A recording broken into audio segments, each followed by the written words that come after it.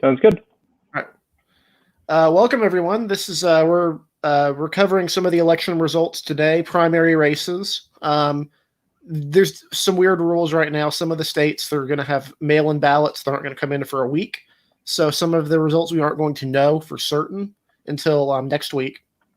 But we're going to cover what we can.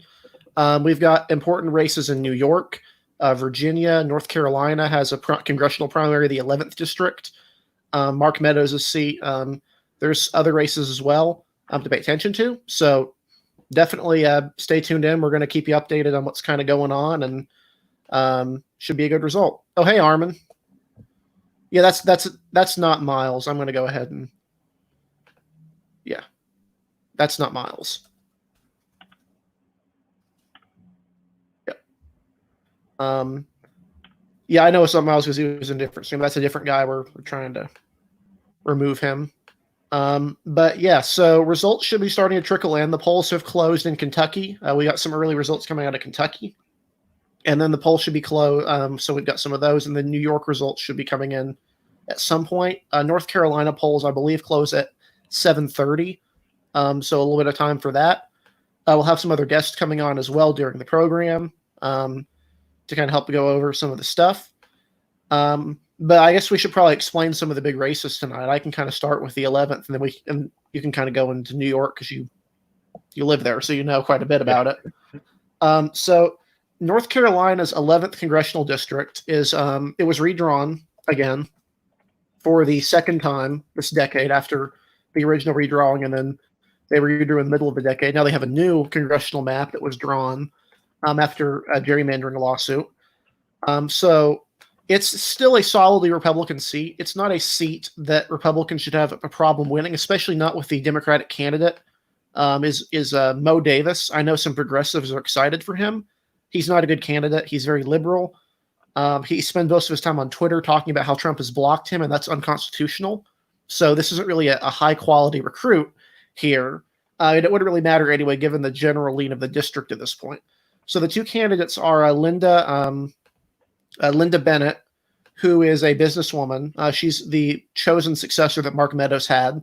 In a clever decision by Meadows, he chose to retire, to resign, after the filing deadline had changed for some of the local races. So credible Democrats who held office down ballot would not be able to even file for his seat because they would be stuck in their original seat running. So the Republicans didn't get a top-tier candidate, but neither did Democrats. So the two candidates are Linda Bennett, who's a businesswoman. Mark Meadows has endorsed her. She's also being supported by most establishment groups. And then the other candidate is Madison Cawthorn, who was younger, much younger. He was paralyzed after a car accident before he could join the military. He's had a real estate career. He's from Hendersonville, which I'll go ahead and pull up a map of the district here just so you can see it. This is a general look of the district. He is from here, and I believe Bennett is either from Buncombe or one of these other counties surrounding Asheville. The liberal center of the district is Buncombe County. It's the only safely Democratic county in the western part of the state. The city of Asheville is very liberal. The rest of the district is trending Republican, even like, for example, Jackson County, which is a college county, home to Western Carolina, went from a district that county Obama won in 2008 to one that Trump won by double digits. These counties up here, historically unionist counties, Avery and Mitchell, they've never voted for a Democrat for president, ever. Only time they haven't voted for a Republican was when they voted for Teddy Roosevelt in 1912. And then some of these other areas, for example, Madison is tied with Buncombe County, so it's a little bit more moderate than most. Swain and Jackson both have considerable Native American populations. The Eastern Band Cherokee, they have a casino that's quite popular. So these are another area that Democrats can historically look to. And then these three counties right here, these four, Graham, Cherokee, Clay, and Macon, are very, very red. They're about as red as Avery and Mitchell are at this point.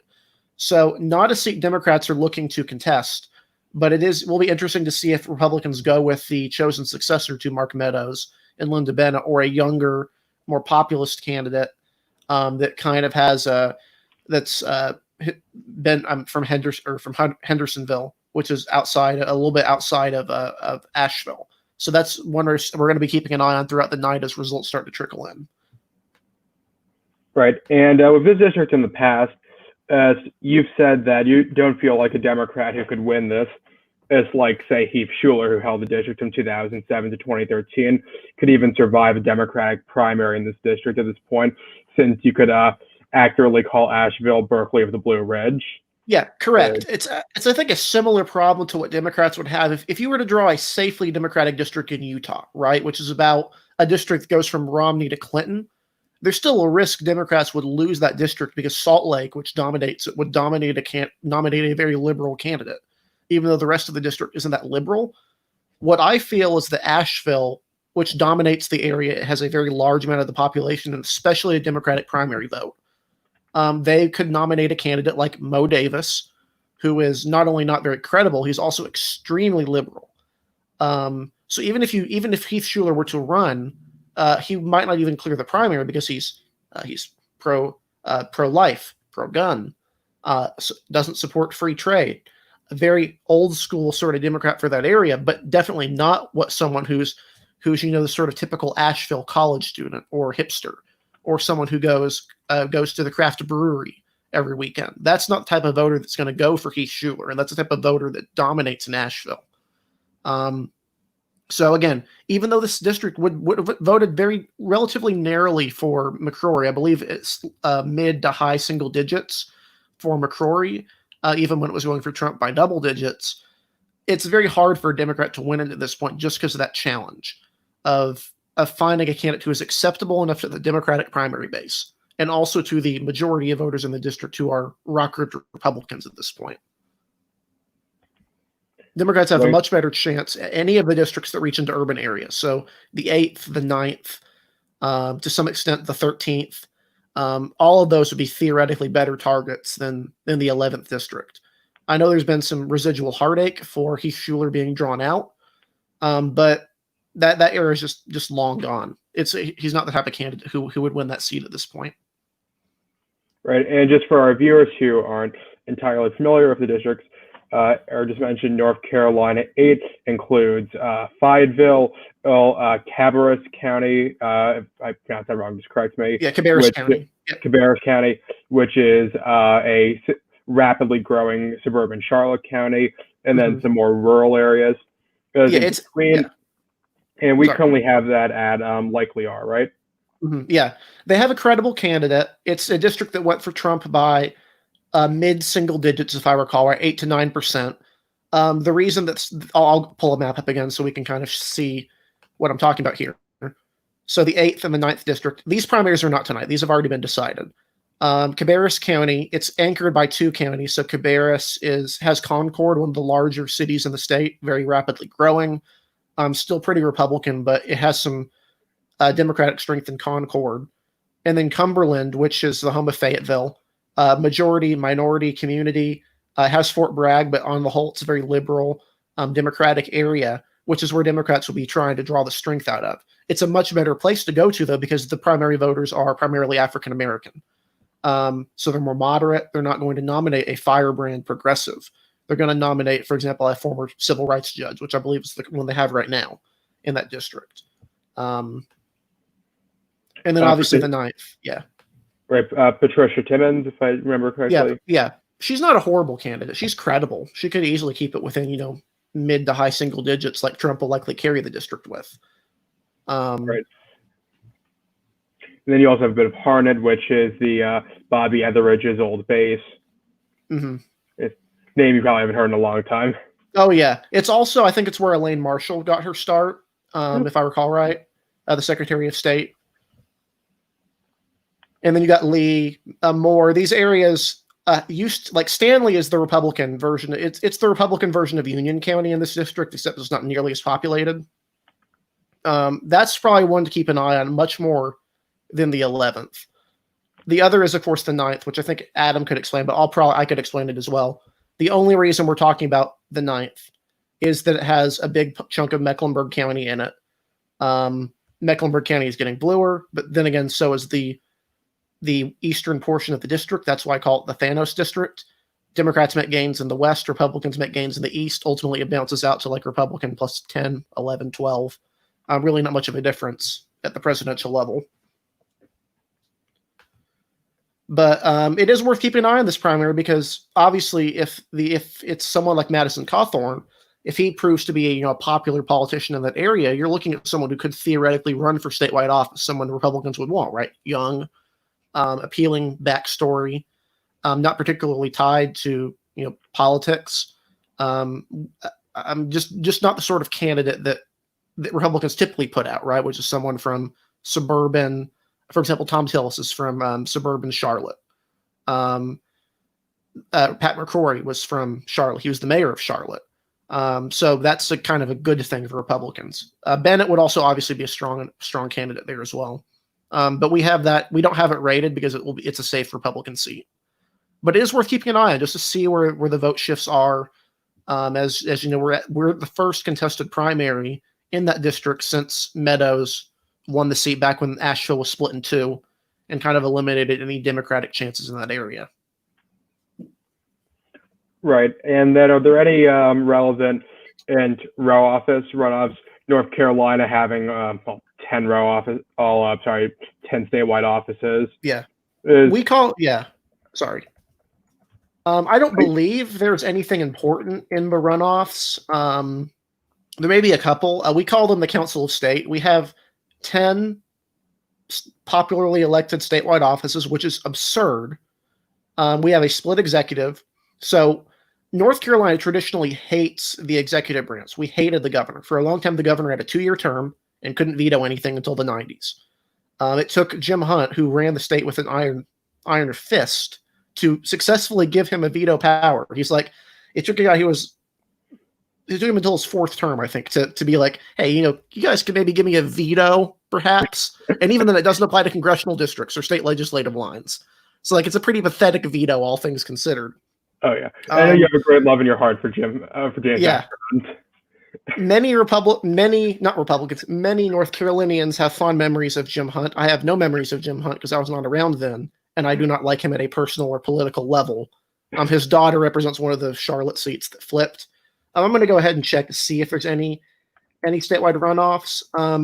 Like, obviously, we have 10 of them, right? We have governor, lieutenant governor, secretary of state, attorney general, agriculture commissioner. We have auditor, treasurer, superintendent of education. Like, I there's 2 more that I forgot.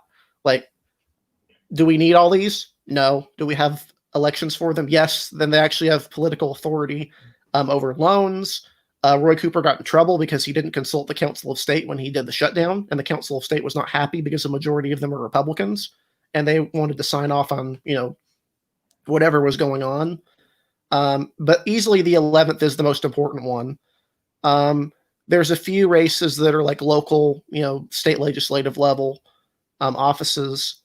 See if I can find like the Union County Sheriff, or actually that's South Carolina. Sorry. Yeah, I can't find the North Carolina one. So I assume there's nothing important. All the races, for the most part, will be toss-ups. The gubernatorial race kind of leans Dem. Treasurer should be leans R. Secretary of State leans Dem. But most of these races are going to be 50-50 or relatively close to it, like last time. We had, I believe, 4 or 5 of the 10 races were within a percentage point in 2016. Yeah. If I'm not mistaken, the Democrats held the treasurer's office forever, and then after Janet Cowell retired in 2016, the Republicans flipped it. Yeah, I don't want to go too much into a tangent on her, but she lost the support of the state employees unions. The state employees unions endorsed a Republican to control their pension fund. Let me repeat that. They were like, we don't like this Democrat. We want you, Mr. Republican, to control our pension fund. And he won by like 5 percentage points, which by North Carolina standard is really good. And to win by 5 percentage points in an open seat. So he shouldn't be at risk this time. I don't know if the unions will endorse him again, but the residual support is just, he actually he was one of the highest running candidates in some of the portions of the state, I believe in the West. But yeah, that's not one to worry about. But like, we have a ton of open offices. Labor commissioner is open. The elevator queen is gone. Yeah, she's gone. Rest in peace. The only, not rest in peace in that she's dead, rest in peace in that her political career is over because she decided not to run. She's the only statewide officer from my county, Catawba County. Lieutenant governor is open. It's a mess. We have 10 of these. There are too many. Please get rid of some of them. We really don't need why do we need we have an agriculture commissioner. Why do we need why do we need a treasurer and an auditor? Can't like the same person? Yeah, like can't you do all three? Can't you have someone do all three of these things? Apparently not. That's just the residual anti-executive North Carolina branch. Sorry if it went into a tangent on North Carolina. I just find this fascinating, and I think the viewers are probably fine with it because I don't see a drop off. So, yeah. Well, I'm from New York, and we have the governor and lieutenant governor who are elected on the same ticket together. Mm-hmm. We have the attorney general, and then we have the state comptroller, which is kind of like treasurer meets auditor a bit. Yeah. We don't have a comptroller. We have everything else. Like, you don't even have a labor commissioner. I don't think you guys would have a labor commissioner. I mean, you're New York. You would think that would be a thing, but apparently not. Yeah, we have a strong governor. Yeah, very strong governor. But we're not New Jersey. Yeah. But we're not New Jersey. Oh, sorry. I don't mean to cut you off. Sorry. Oh, no, that's all right. That's all right. Like, we used to actually, some of these like have no power. Like the lieutenant governor here is basically powerless. Basically just exist if the other party has the office, they exist to just insult the governor constantly. Because they used to have power until a Republican won the office in the 90s. Like it used to be like in a lot of southern states, the lieutenant governor would appoint the leaders of the state Senate and the state House, right? Which was weird. It made sense back when it was a one-party system where, black voters were disenfranchised and poor whites were disenfranchised. That made sense for the party to have concentrated control. But then the 90s come around, Republicans win the seat, and the Democrats are like, wait a second, why is this Republican telling us who's going to be like in charge of the committees and who's going to be in leadership? And so they just took away all his power. And so it just gone. Like they basically exist to if the governor is out of town, they can do the governor job for however long. And so the governor never leaves the state, especially if it has the opposite party like it is right now. It's bizarre. Certainly sounds bizarre. I don't think I can disagree with Dan Forrest spending a majority of his time trying to insult Roy Cooper. It's what it is. It's a pointless office at this point because the power is gone. They just exist to be a vote on the Council of State.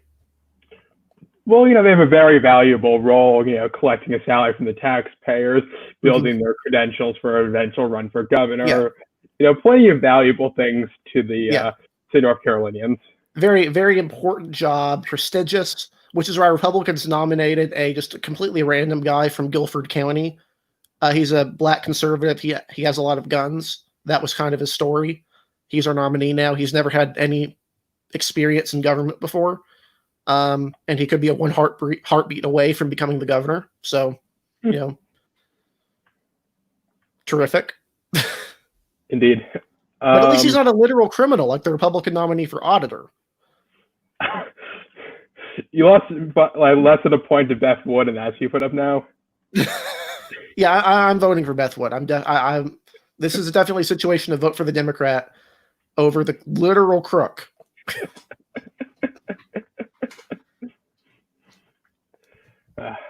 Let me see if we've got any results incoming from any of these areas. I think North Carolina drops in about 10. I know Joe wants to come on in a few minutes and talk about some stuff. I'll let you talk about New York in a second. But for right now, in Kentucky, Amy McGrath has about an 8 percentage point lead over Charles Booker. That's been a race people are looking at because Booker's been kind of surging in the last few weeks. He's been performing very well among progressives. And in the 4th district, there was rumors for a while the race could be competitive because nobody likes Thomas Massie. And then it came out that his opponent, Todd McMurdy, who was considered credible, had been liking alt-right comments on Twitter several years ago, had said some questionable things about, I believe, Muslims, which is typical for that sort of candidate. And so any support for him kind of evaporated. So he appears Thomas Massie probably is fine. I don't see any results out of New York yet, unfortunately. The polls in New York close at 9. And just going back to that Kentucky 4 primary, yes, it seems like it's a race full of delightful people. But yes, but do you want me to just go through the New York primary stuff right now? Let me see if Joe's going to come on here in a second. I gave him the stream invite for if he wanted to come on. He said he wanted to come on around 7:20. Because we don't have any New York results right now, it might make more sense to kind of go over New York as they come in. But you can just kind of go over a few of the New York races until I guess he jumps on the stream. Sure. So while there's many New York primaries, the most blockbuster ones are the 15th, 16th, and 17th congressional districts. In New York 15, the longtime incumbent Jose Serrano is retiring because of Parkinson's disease. And here, it's not often that the most Democratic district in the country opens up. So what you currently have is I don't remember how many candidates, some teen number, of which there are 6 credible candidates. And one of them, Ruben Diaz Sr., is infamous for his homophobic and anti-abortion comments. And he's widely criticized by the New York Democratic political establishment for it, but he does have a chance of winning. You might be wondering why. With that, you have a number of, standard liberals to progressives to socialists who are splitting the votes, with City Councilman Richie Torres, with Michael Blake, who works for who's a DNC vice chair, something to that effect. Semelis Lopez, who's endorsed by AOC and Bernie. Melissa Margaret Vatero, former city council speaker who does not live in the district. And Udonis Rodriguez, current city councilman, who not only does not live in the district, but also does not even represent any of the borough the district is in. And with this, the real reason why Diaz is viable beyond just the splitting of people to his left is because of his excellent constituency services. He's very well known for giving out turkeys around Thanksgiving and for buying in Christmas gifts. And I've used this analogy a few times, but this is a district that's heavily impoverished, and really you have a lot of people there who, if you live in a public housing project that suffers from a lot of crime issues, that still has the original lead paint from when it was built 70 years ago, and working 60 hours a week, and food stamps is barely enough to put food on the kitchen table. Getting a Thanksgiving turkey and Christmas gifts from Ruben Diaz really does matter to those people, and they really do vote. Mm-hmm. It's the smallest congressional district in the country. It's one of, if not the poorest district. Very heavily Hispanic.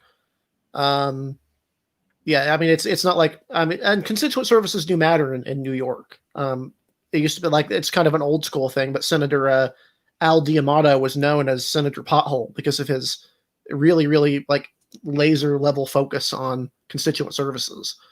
The question is if it can get him far enough to win that off. But you had mentioned that there's a possibility that even if he wins the Democratic primary, he's not going to win the election. Yeah, so New York has perhaps the most arcane election laws in the country, including fusion voting. And so how this works is each third party can endorse a candidate run by a different party or run a candidate of their own in any given race. So normally the Working Families Party endorses whoever the Democrats run, the Conservative Party endorses whoever the Republicans run, and the Independence Party tends to endorse incumbents and in open seats endorse moderates. So with this, in the event that Diaz wins the Democratic primary, and I would say he's probably a mild favorite at this point, to poll shed him up 2 points. And I would say, it's extraordinarily unlikely the Working Families Party is going to give Diaz their nomination. So instead, that will probably go to Torres or Lopez. And I'd be wondering, well, if they're Democrats, how can they appear on the ballot as working family members if they're not on a major party line already?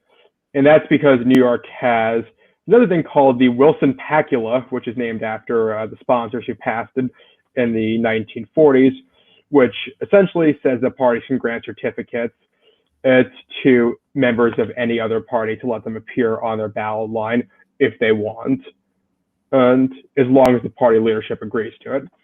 So if Diaz wins, the party leadership for the Working Families Party will either give Torres or Blake or Lopez a Wilson Pacula, and this primary will be refought just in the general. In which case, it's considerably less likely that Diaz wins because of higher turnout and just in general. Yes, I'd agree with that. Though you do have to consider that you'll probably see a lot of people who just vote the Democratic line inconsistently. But, that'll certainly be an interesting campaign that we'll be sure to follow. And there is a Republican on the ballot. There is a Republican on the ballot for some reason. This is a 95-3 or 95-2 Obama district. 97-3.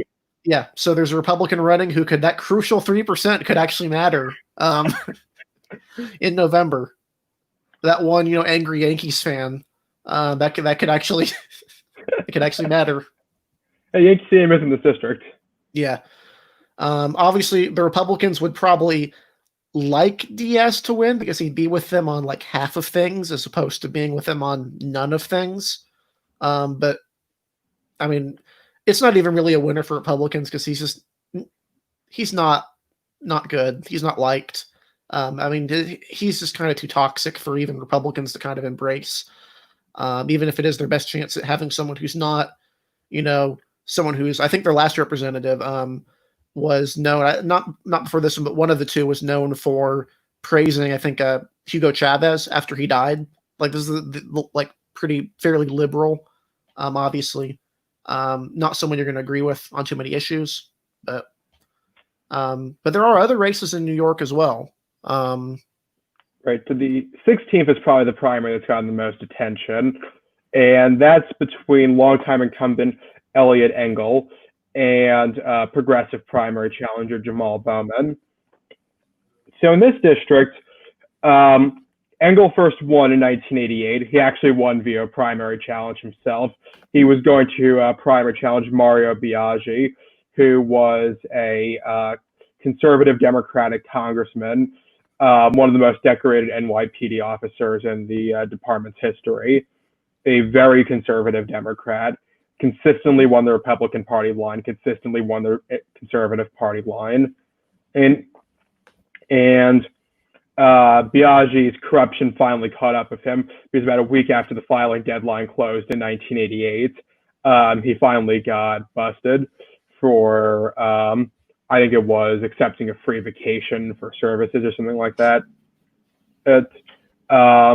So, Biaggi ended up dropping out, though he got nominated by the Republicans and the Conservatives, so he still appeared on the ballot as them, but Engel beat him in the primary.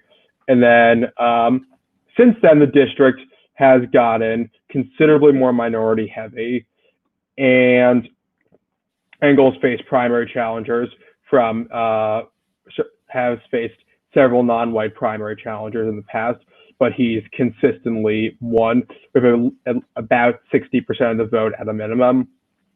But now he's facing a much more serious primary challenger in Jamal Bowman, who's a public school principal. He actually used to be a public school teacher. My grandmother, when she was a public school teacher, ended up teaching at the same school as him for, I think, a year.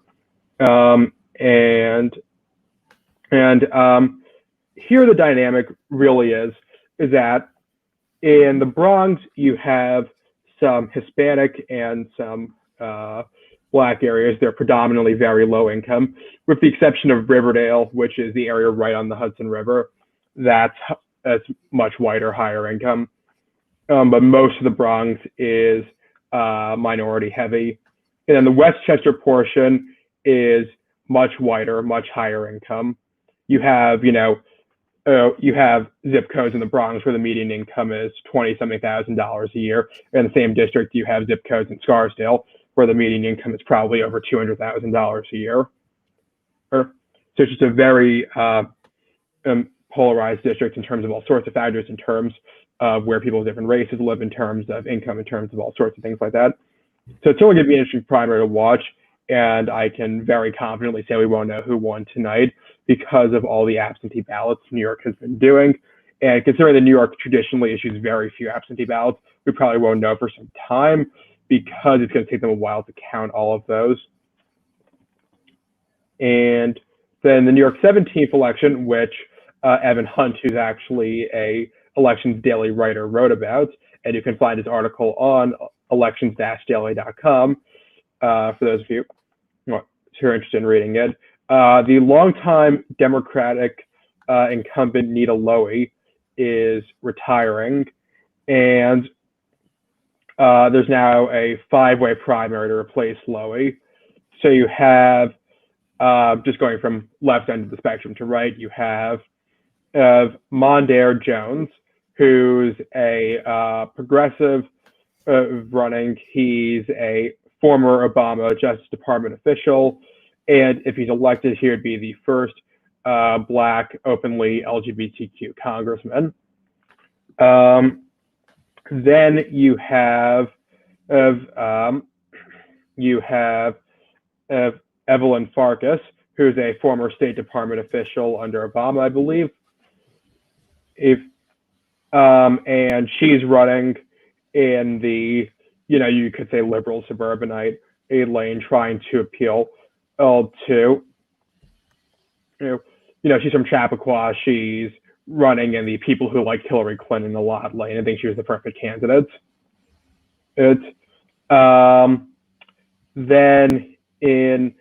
Next you have Adam Schleifer, who is the son of billionaires, who worked for the Justice Department. He actually was in the college admissions scandal case. He worked to bust Lori Loughlin.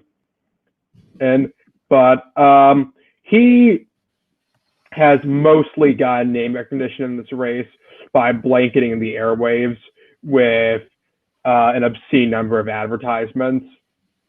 And so, he's not been that specific on his actual policy views. Then you have David Buchwald, who's a state assemblyman. He flipped the district from red to blue in 2012, and he's the establishment favorite. He's endorsed by George Latimer, who's the Westchester County executive. And he's a more moderate Democrat. He notably voted against the housing bill that came up in Albany, which significantly expanded a variety of tenant protections. And finally, you have David Carlucci, who is a state senator, who was one of the leaders of the IDC, which was a group of turncoat Democrats that gave control to the state Senate to the Republicans. And Carlucci is widely hated among a variety of Democratic groups as a result of that. So in terms of this, it's really an open race. I would say Jones is probably the favorite because of splitting of the other lanes and Jones having a pretty clear aim on the progressive lane. But it's still an open race, and whoever wins is going to win with well less than 50% of the votes. Just because of the nature of this primary. And this is a Democratic leaning district. It's not as extraordinarily liberal as the city, but it's still a district that voted for Hillary Clinton by, I believe, 15 percentage points. I think it's somewhere around 20, something like that. Yeah, by a considerable margin. So Republicans don't have a shot in this district. This does go to the Democratic primary. Right. Yeah, we could do a whole episode on how the Carlucci and the independent Democrats kind of screwed over the state Senate for several years with what they did.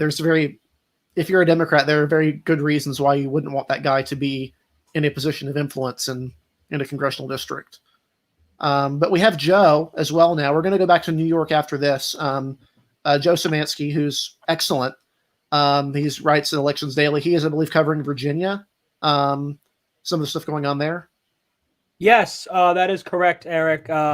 Thank you for having me on tonight. So I was paying attention to 4 races tonight as we went into Virginia.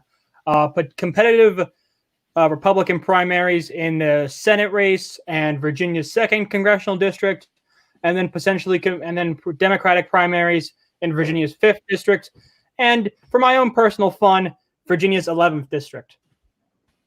So we've already called here at Election Daily 2 of these races, and the NYT has already called one of these races themselves.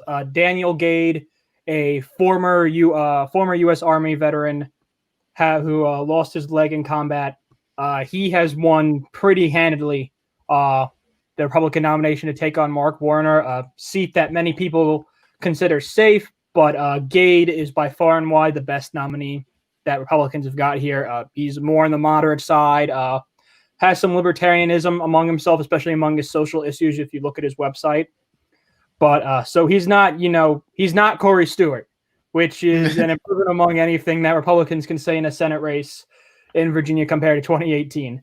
So, and then Elections Daily has already called the Virginia second primary. We have called that for Scott Taylor. He will head to a rematch with Elaine Uriah in that race. I'm looking at NYT right now. He's basically doing everything he needs to. He's got about a 2,000 vote lead in Virginia Beach with about 45% in. He's got about an 1,000 vote lead in York County with 79% of the vote in there.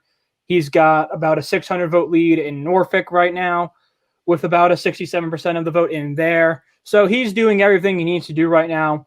It'll be interesting to see if he can actually end up with the majority of the vote in this three-way primary. But and to comment on this, Ben Loyola and then Jerome Bell with about 28 and 24% respectively. I made a comment to a friend on Twitter that I had my money on Taylor because I thought that Loyola and Bell would kind of split the more right-wing vote in this district. And if the numbers right now, it kind of proves me right now. Maybe one of these guys could have beaten Taylor in a one-on-one race, but with both of them in there, Taylor's won this race by a pretty decent margin. And I believe we have this race that leans Democratic, if I recall right. This is a very moderate. Yeah, it's a moderate district. I believe Trump won it by a small margin, not overwhelming, but Democrats obviously swept it in recent elections throughout the state. That is correct. This was kind of the catalyst for the changing suburbs in Virginia, even more so you could argue than Richmond and Virginia 07. Democratic victories here in Virginia Beach, 10, even 6 years ago, you would have been stunned to hear that. But, this is a place where it's continuing to change, the usual more diverse, younger, type of voter that votes for Democrats you're starting to see in here. And Elaine Luria is a good candidate for that. This is a huge Navy area, and Luria's both, and they've elected Navy veterans to these seats. Both Taylor and Luria are Navy veterans, so they like their Navy vets, and that's what you can kind of see here in these races. Mm-hmm. And then the two Democratic races, really, I'm seeing a real shocker here in the Democratic race for Virginia's 5th congressional district. Cameron Webb, who's kind of exiled himself as a little bit more of like the progressive-ish vote in this state, in this district, that this obviously will now, it used to be Denver Riggleman's district. Obviously, he lost a very contentious convention about a week ago now. And people are saying that this could now potentially be a competitive race because of Bob Good winning that, who is considerably more right-wing than Riggleman is. But Webb is an interesting candidate because I think there are fair questions about whether or not he is the best fit for this district. I'm sure he could get out those voters in Charlottesville, when they're there, which is definitely part of the more Democratic-leaning part of this district. But I think it's fair to question to say that maybe someone like a Claire Russo or Roger Huffstetler could have maybe, pulled a little bit better in this seat. But I'm still sure it could be a competitive race, in a race that if Denver Riggleman was a GOP nominee still, I don't think would be competitive personally. Mm-hmm. And this is Tom Perellio's old seat, who was, I believe, more moderate back when he was in Congress. He kind of shifted a lot more to progressive when he was running the gubernatorial campaign against the current governor. Kind of blanking on his name. Ralph Northman. He was the progressive challenger, gave him a very big fight.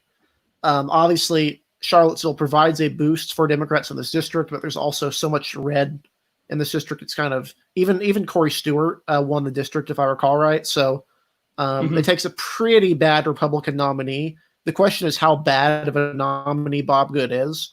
Is he Virgil Good? I think he had a recent. Is he Virgil Good Yeah. bad? Is the question. Yeah. I mean, granted, none of the representatives have been really great. I mean, before that, you had, I think, the nominee dropped out before it was Denver Riggleman, the Republican congressman. I think it was Scott Wagner or Scott, something along the line. He had a problem with alcoholism and dropped out of the race. Yes, Tom. Yeah. He had, obviously, that's a pretty big problem. Tom Garrett. Yep. Let me highlight that just to be clear. Tom Garrett had issues with alcoholism and left. And so you had Denver Riggleman, who won a contentious race against Leslie Cockburn. The race was bizarre in that obviously Leslie Cockburn was I believe Olivia Wilde's mother, the Hollywood actress. She had a history with some weird, possibly anti-Semitic, anti-Jewish Israel stuff in some of her books. But on the other hand, Denver Riggleman was most known for writing Bigfoot erotica. And I'm not making that up. So you had this weird situation overall. Coburn, sorry, yep. It's a district that's had weird nominees. Yeah. They can't seem to find a good, neither side can really find someone who's like good fit for this district. It just kind of goes like, you either get a progressive or you get the guy whose campaign staffer was caught using racial slurs. I mean, it's not really a good situation to be in. And I believe you had one other primary as well. You said you were covering the 11th primary. Yeah. So this is personal to me. This is where I go to college. George Mason University is part of the 11th congressional district, where this is where Jerry Connolly is. And for me, it's not competitive tonight. But the reason I'm watching this is because Connolly is kind of the type of guy that you're seeing progressives go after. You know, the guy who came in, an older, old school white guy who came in the mid 2000s, who now represents a overwhelmingly Democratic area that has gotten more progressive and more, just more Democratic in general.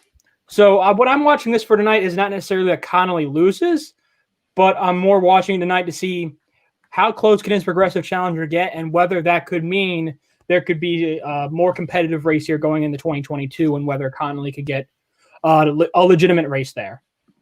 Mm-hmm. Yeah, Connolly is an interesting guy. I keep getting emails for some reason for the Republican challenger against who insists on calling him always Socialist Jerry Connolly. Yes, the Indian lady. Yeah. This isn't a district Republicans will contest or ever will contest in the foreseeable future. Obviously, Northern Virginia is pretty solidly in the Democratic column at this point. I do want to mention that we've started getting some results in from North Carolina's 11th congressional district, as I mentioned before. So far, with 15,000 votes in, 2 of 304 precincts reporting, Madison Cawthorn is up 67-33. This is mainly led by a gigantic lead in his home county of Henderson. He's up. He has 3,649 votes compared to 1,122 for Linda Bennett. Obviously, the rest of the county is important. There's nothing in from Cherokee or Jackson County yet. Jackson, we want to pay attention to. It's in terms of counties in that district, it's fairly populated. And obviously, these are early results. But that's a good start for Madison Cawthorn, who is not the candidate that was being backed by Mark Meadows. So definitely one to look at, to keep an eye on. And we will be keeping an eye and keeping you updated throughout the night as that race goes. Definitely, Virginia, the question will kind of be for some of these races how close Republicans get. They ran a competitive race against Mark Warner in 2014 when nobody was looking. When Mark Warner was not looking, that will not happen this time. Even if Republicans were competent enough to run a nominee who is running a high quality campaign like Gillespie, Mark Warner is not going to, if he feels the race is even remotely close, he is going to pump all of his money into the race. Question is if he beats Corey Stewart at Tim Kaine's margin, even though obviously the current Republican is a better nominee than Corey Stewart was, Mark Warner is also considerably more moderate and more popular than Tim Kaine. He's widely recognized as one of the more moderate, business-friendly Democrats. He won resoundingly in 2008, and it was kind of his performance in those rural areas in Western Virginia that helped save him in that 2014 election, even as Gillespie did very well in some of the suburban counties around Northern Virginia. Obviously, there's a couple other races to look at. The 5th district, or not the 5th district, the district that has Abigail Spanberger. The 7th. Yeah, and we still have to wait on that convention, too, between Nick Freitas and John McGuire. Yeah. That'll be that's the main race there. He needs to just change his middle name to can't file his election stuff on time. I don't know what it is with him. He might not even get on the ballot. Same with Bob Good. They're probably going to give him a waiver, but neither of them filed their paperwork on time somehow. I'm not sure how that's possible in 2020 to just miss doing that. But Nick Freitas has now done this twice, despite being a fairly decent candidate as far as Virginia Republicans go. Yeah. So I guess it is what it is. Yeah, I mean, like I said, I'll be watching the Senate margin very, very closely. I think, like we both mentioned, Virginia Republicans know that Gade is a much better nominee, and they're hoping and praying that he can maybe get it down to 10 points. But Mark Warner has also been automatically more active. He's already asked the eventual winner, which is now Daniel Gade, to 3 debates, no matter where the race is. So it's going to be really interesting to see, how this race turns out. Does Warner keep his margins in Western Virginia like we've kind of seen, or do those continue to slowly shrink away from Democrats, and he kind of has to focus on the Richmond and Virginia Beach and, Loudoun County, Prince William County, areas like those where he didn't do as well against Ed Gillespie in 2014. And for those who aren't familiar with Mark Warner, he actually made his name winning over rural voters. Looking at his map is kind of a throwback. He almost unseated John Warner, the venerable Republican senator from Virginia, who towards the end of his term was just so popular that Democrats didn't even field nominees. Like you had LaRouche, like I think one time one of his only challengers was a LaRouche movement person, and then another was I think the vice president on the Libertarian ticket this year. So like not the highest quality candidates, or he was one of the ones who was going to be not Joe Jorgensen, but the one who people thought would be the nominee for the party. You look at his map, he won a lot of counties in Western Virginia by good margins and ran very close in them while losing Loudoun County and Prince William County, which is kind of unheard of in today. And then in 2008, he beat Jim Gilmore, a former Republican presidential nominee, Jim Gilmore, by considerable margin. And then 2014, he was just kind of snuck up on by Mark Warner or by Ed Gillespie, and was saved by, depending on who you ask, was either saved by overperformance in the rural areas, people who remembered him back when he had a country folk band make his campaign theme song, or not doing enough in the suburbs. Obviously a better nominee this time than Corey Stewart, though, which is an improvement for the Virginia Republican Party in most respects. It's a pretty low bar to meet in terms of candidate quality, but maybe they won't lose Chesterfield this time by as much as they did last time. Me and my Republican cohorts at George Mason have numerous frustrations with the Virginia Republican Party within the past few years, especially since multiple of them are Virginia natives. And if I can just comment on the 11th congressional district race here, Connolly's up 71-29 on Zainab Mohseni, who's the progressive nominee. I hope I didn't butcher that too badly, but again, what I'm looking at here is just margins. Connolly blows her out in Prince William, it looks like. Fairfax, it looks like he's about to blow her out in, but Fairfax City for 57% of the election day vote in is not too far off. Mohseni is only about 280 votes down. So it's again, this is something that can be interesting to me. It's a question of whether Connolly is going to ever be, kind of an active, in danger of a challenge. Progressive. I've heard Democrats on my campus who have been annoyed with Connolly over his kind of non-committal statements on stuff like Medicare for all, which is kind of something that you typically expect from these mid-2006 guys who came in, who might not be as progressive as the areas they are a part of now. So, it is something I think to watch going into 2022. Whether or not we see Connolly get a challenge tonight, I can pretty easily say that it's not happening, and that Jerry Connolly will be the respective congressman-elect, basically, from Virginia's 11th congressional district once again. Yeah, and it's definitely like the sort of stuff you're seeing right there. For example, with Connolly, you're seeing this in some other areas as well.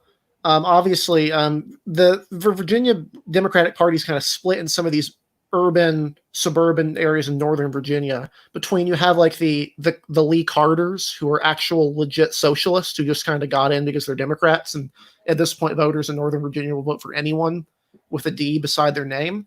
And then you have people like John Saslaw, or who is the leader in the state senate, if I recall right, who was very much in the old guard of not being socialist, or like in the sort of the Jerry Connolly sort of way, right? He's still pretty liberal, but he's not not Medicare for all, Green New Deal, not actively, being a socialist for lack of a better term.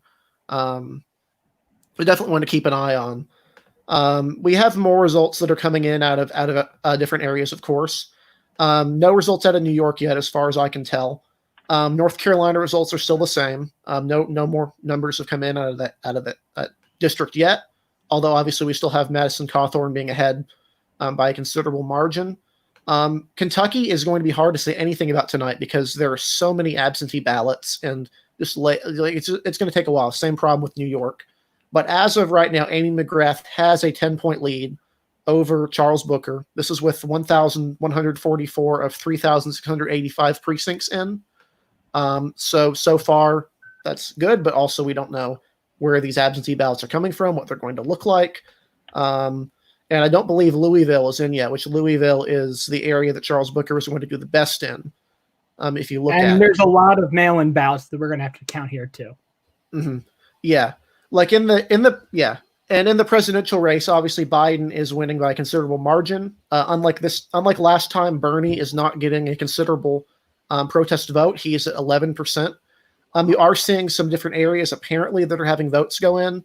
I'm pretty sure this is a wrong result, but the New York Times says that Tom Steyer has won Casey County with 69% of the vote. I'm sure that's a wrong result. Yeah. I'm pretty sure that's a wrong result. But then again, some of these areas, they don't have many, if any, votes for Democrats, and a lot of them are protest votes. Like you're seeing some of these. Yeah. Go ahead. Yeah, go ahead. Like Floyd County. Floyd County right now, Biden has won the county apparently with by 9 votes, 32.8% of the vote compared to 31.1 for uncommitted, which is not a glowing endorsement. A lot of this is coal country. Elliott County votes have come in. Biden's only at 45%. Uncommitted is at 34%. If you know Elliott County, that's a pretty scathing thing considering that's a very ancestrally Democratic district. Trump is, I believe, the first Republican to win it ever. Since like 1864 or something, I think, when Lincoln won it in 1864. Yeah. So obviously it doesn't get any bluer than that. You look at historically. The question is if, for example, Mitch McConnell can win it this time. That's going to be one that he's going to be. Yes, he's won most counties in the state over his career. He's just trying to win over some of those coalfield counties, similar to how Chuck Grassley has that one county that he has not won yet, and he seems to just be kind of sticking around to try and win it. But obviously, some of these results, Kentucky's going to be very hard to make any judgment off of, just like New York, because of the problems with balloting. The coronavirus has kind of wrecked a lot of our elections, along with most of our daily lives. Only so much you can do in that area. Yeah, absolutely, for sure. The amount of uncommitteds to me, though, is shocking. And it's really shocking to me that we're seeing more like that here in Kentucky than it seems like we did in West Virginia, 2 weeks ago. When we started off tonight and we were just seeing those eastern counties pour in, we saw uncommitted get up to almost, 34%. It was a high number for uncommitted. And that was just something really surprising to me to see that we're seeing that more in Kentucky than we were in West Virginia, which a lot of people are trying to make Kentucky maybe sound more competitive than it probably is, especially at the Senate level. You see it on Twitter a lot, I feel like. But if results like those are coming in for Democrats, in a presidential primary, that doesn't probably mean good news for the Democratic nominee for Senate against Mitch McConnell. Well, obviously, West Virginia was a little bit different this time because Republicans outvoted Democrats in that election for the first time in a very, very long time. These states still have, a lot of them have considerable Democratic voter registration advantages. For those who are less familiar with politics, voter registration is probably one of the least useful ways you can analyze how someone votes. Mainly because you have a lot of people who, for example, their dad was a Democrat, their granddad was a Democrat, and their great-granddad were Democrat, so they're going to register as a Democrat too, even though they hate the guts of Nancy Pelosi and Chuck Schumer and Barack Obama. They did it because their dad was, and so they are. It's a culture thing. You see similar things for Republicans in a lot of suburban areas, which is why some of these areas had high protest vote margins. And sometimes people are just too lazy to change their voter registration. So to see in some of these areas 30% of Democratic voters who are, and keep in mind, these areas still voted for Democrats, a lot of them at the local level or at the state level, or were better than you would expect for Democrats in for example, the election of Andy Bashir as governor. To see these voting, going out and saying, I don't like any of the people on the ballot. We're voting uncommitted. That, not even having a protest vote, like, that's pretty bad. I mean, it's not quite as bad as losing counties to as Obama losing counties to Keith Judd, a convicted felon who was in jail, but it's pretty close, all things considered. Yeah, not according to Pam Keith. But I think you have to say I have to give compliments to Virginia tonight. Thank you for making your races easy to call tonight, Virginia. No long slogs, like we're seeing in Kentucky or, and probably that we're going to see in New York tonight. We got to call your races nice and quickly tonight. It's not even 8 o'clock.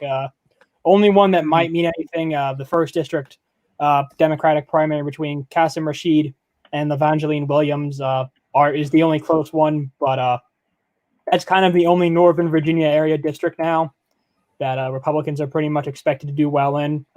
It's rated safe Republican by most areas, and Rob Whitman won it by 11 points in 2018 of all years. So we consider it safe, but this is a place where Democrats are trying to do a little bit better, but there's a little bit too much of Stafford and Fredericksburg in this place, and not enough of the Democratic areas of Prince William to really make it competitive for them. Yeah, and even when Democrats, if they control redistricting, which we're not sure if the redistricting amendment will go on, it probably sheds that portion of Prince William County just to shore up Wexton in the 10th district. Yeah, like I don't think they'll put Frederick. I don't think they'll put Frederick or any of those Republican areas up in that side of the mountain in that district at this point. It's just not really worth doing. Yeah, I disagree with that. I think the Democrats are going to see that map and think Wexton is safe, and we're wasting too many votes on Connolly. And they're going to try to see how many Prince William County votes or even Fairfax votes they can get into Virginia 1 and hope that they can shift that seat to something something that would be much less happy to run in. Mm-hmm. I mean, we'll see. Sorry. Yeah, we'll see. Yeah, I think we'll see. From what I've heard, Democrats know they're being watched in Virginia, especially on this redistricting issue. Now that they have control of all levels of government there, they know they're being watched, and from what I've heard, that they're trying to be very careful about what they do when it comes to redistricting. So in 2020, we might not see, very broad strokes like that, maybe as we get more into the future. But I think for now, Whitman's safe, and he's probably going to be the last Northern Virginia Republican for quite some time.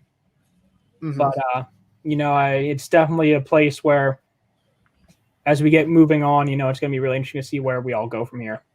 Definitely.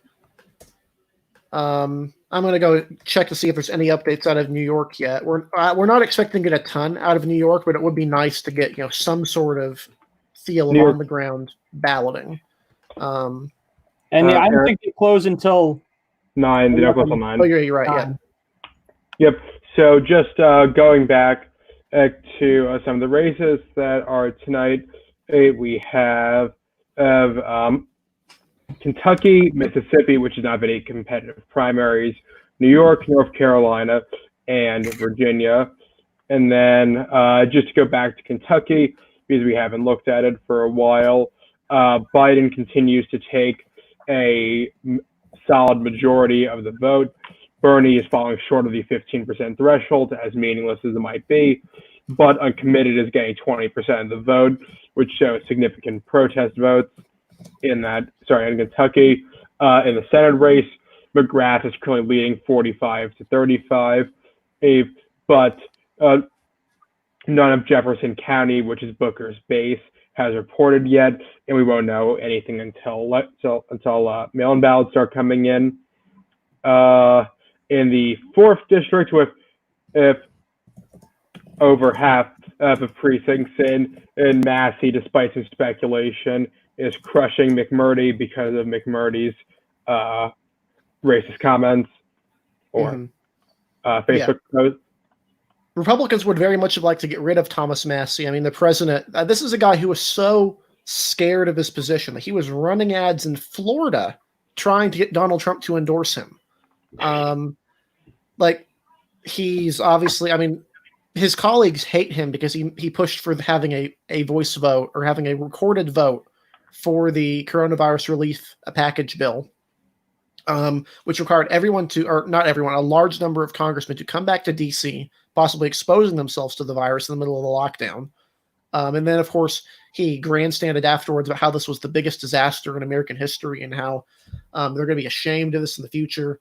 It was basically a complete debacle, and people thought McMurdy could be a credible candidate because he was the lawyer for some of the Covington kids, who have kind of been a cause of Republicans have taken up a lot. But then obviously the statements came out, ties to the alt-right, racist comments, not the sort of stuff you want, not the sort of stuff that people like in that area. So, because this is a lot of suburban Cincinnati, suburban Louisville, it kind of drags along the border from Indiana to Ohio. So it's not like the deep South. So it's not a surprise in that area at this point.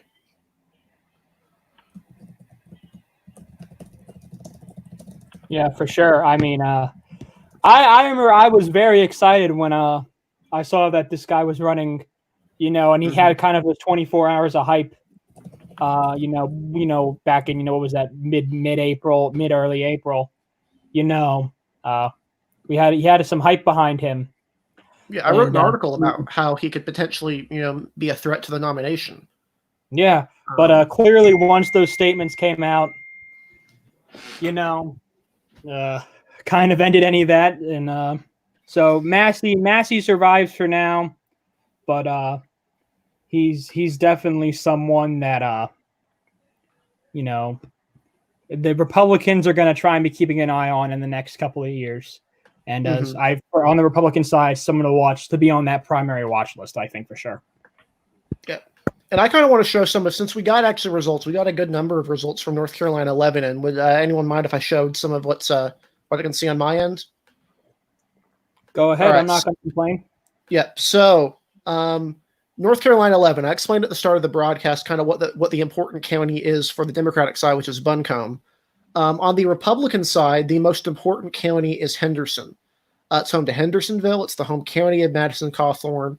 It has a lot of nonpartisan registered voters, but they vote in Republican primaries. And as you can see right here, Madison Cawthorn is currently ahead with 17 of 304 precincts in. He's pulling 2/3 of the vote. Part of a big reason why is he's pulling 77% of the vote in Henderson County.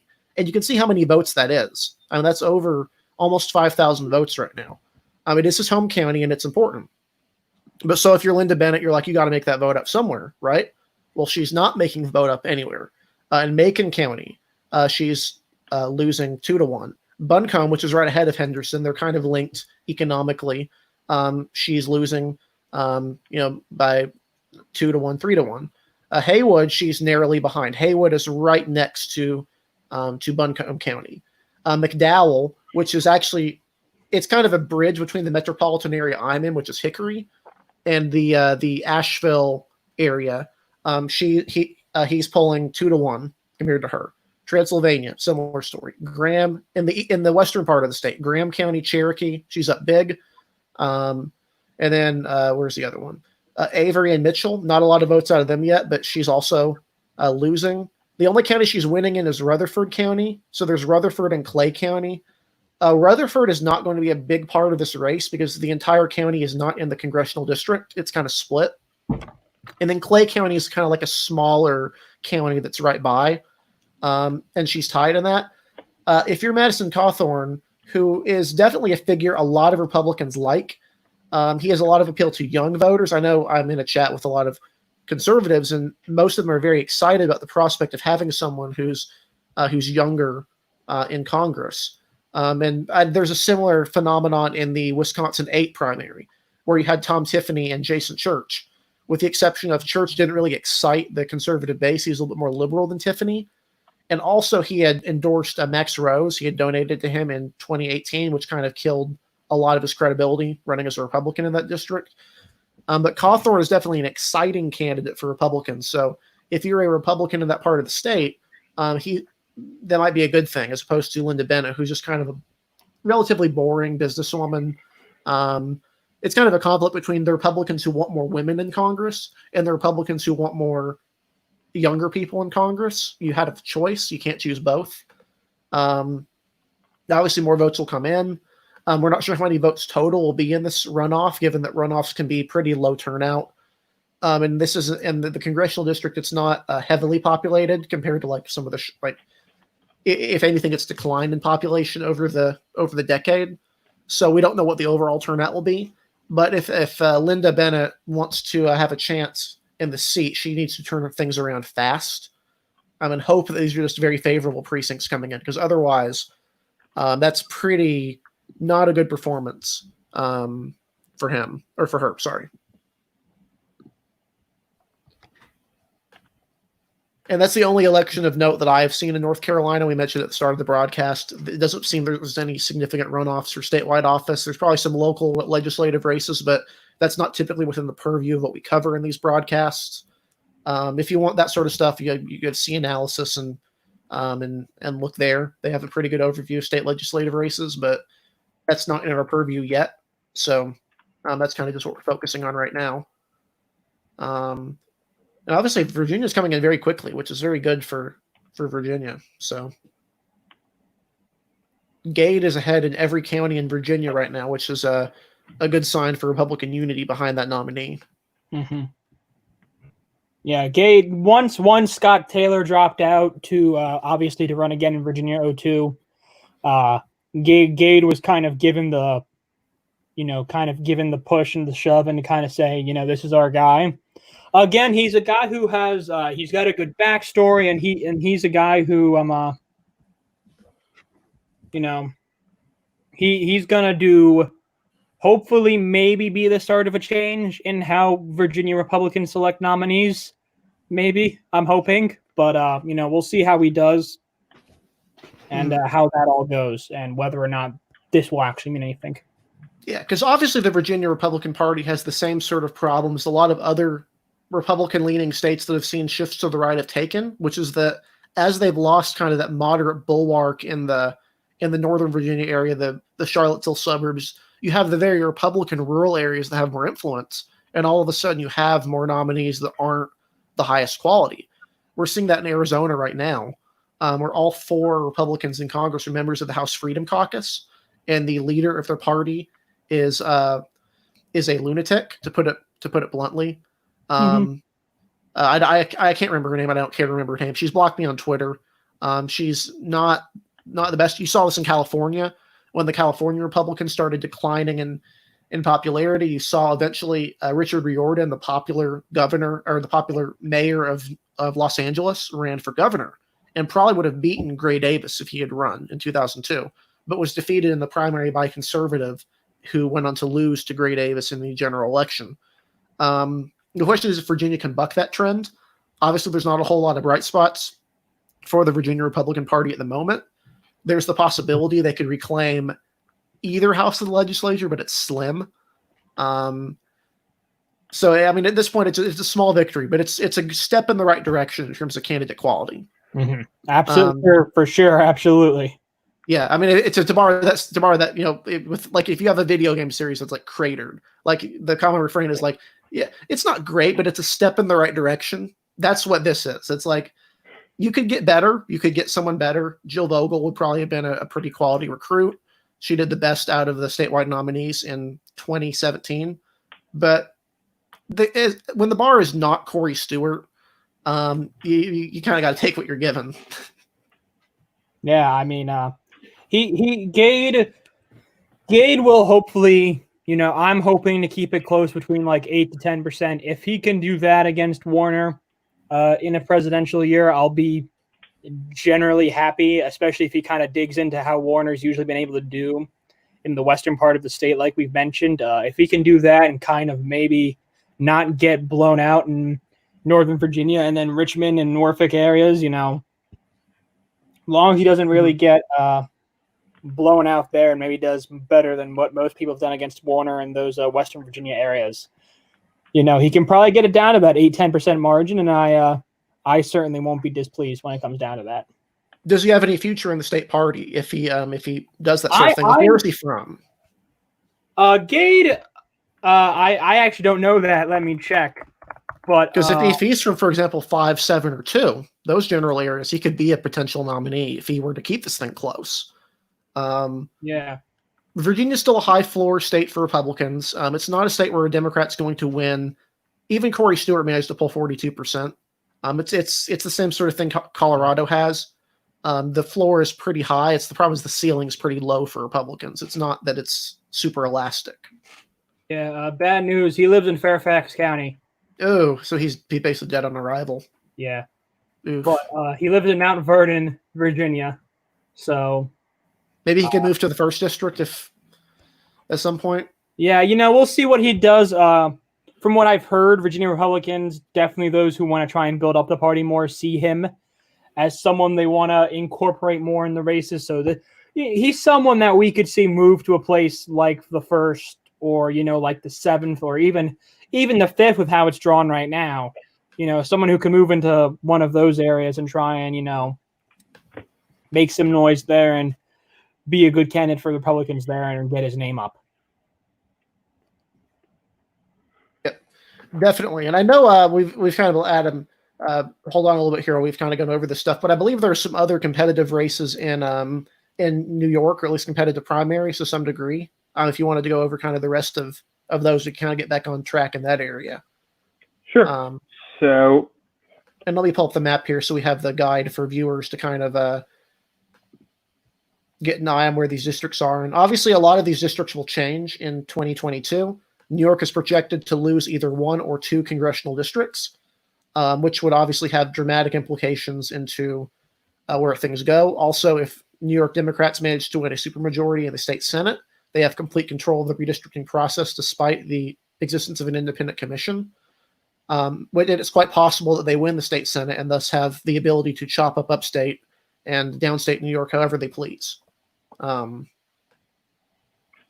And I would say at the moment that they're definitely favorites to take a supermajority in the state Senate. There's still upstate a lot of, there's some Obama Republican districts. There are Romney Clinton districts. There's plenty of things and where the Democrats have opportunities to gain. But just going to the current map, let's go to the 1st congressional district. So Eric, if you can just zoom in on the eastern end of Suffolk County there. Yep. So the 1st district is represented by Lee Zeldin, who is one of 2 Jewish Republican congressmen, and it's a right-leaning swing district. It was actually held by Democrat Tim Bishop from 2002 to 2014 when Zeldin flipped it. And it's been trending right, but it's still winnable for a Democrat. And Cuomo actually won in 2018, and Democrats flipped a number of legislative districts within the district back in 2018. So it's definitely winnable for the Democrats.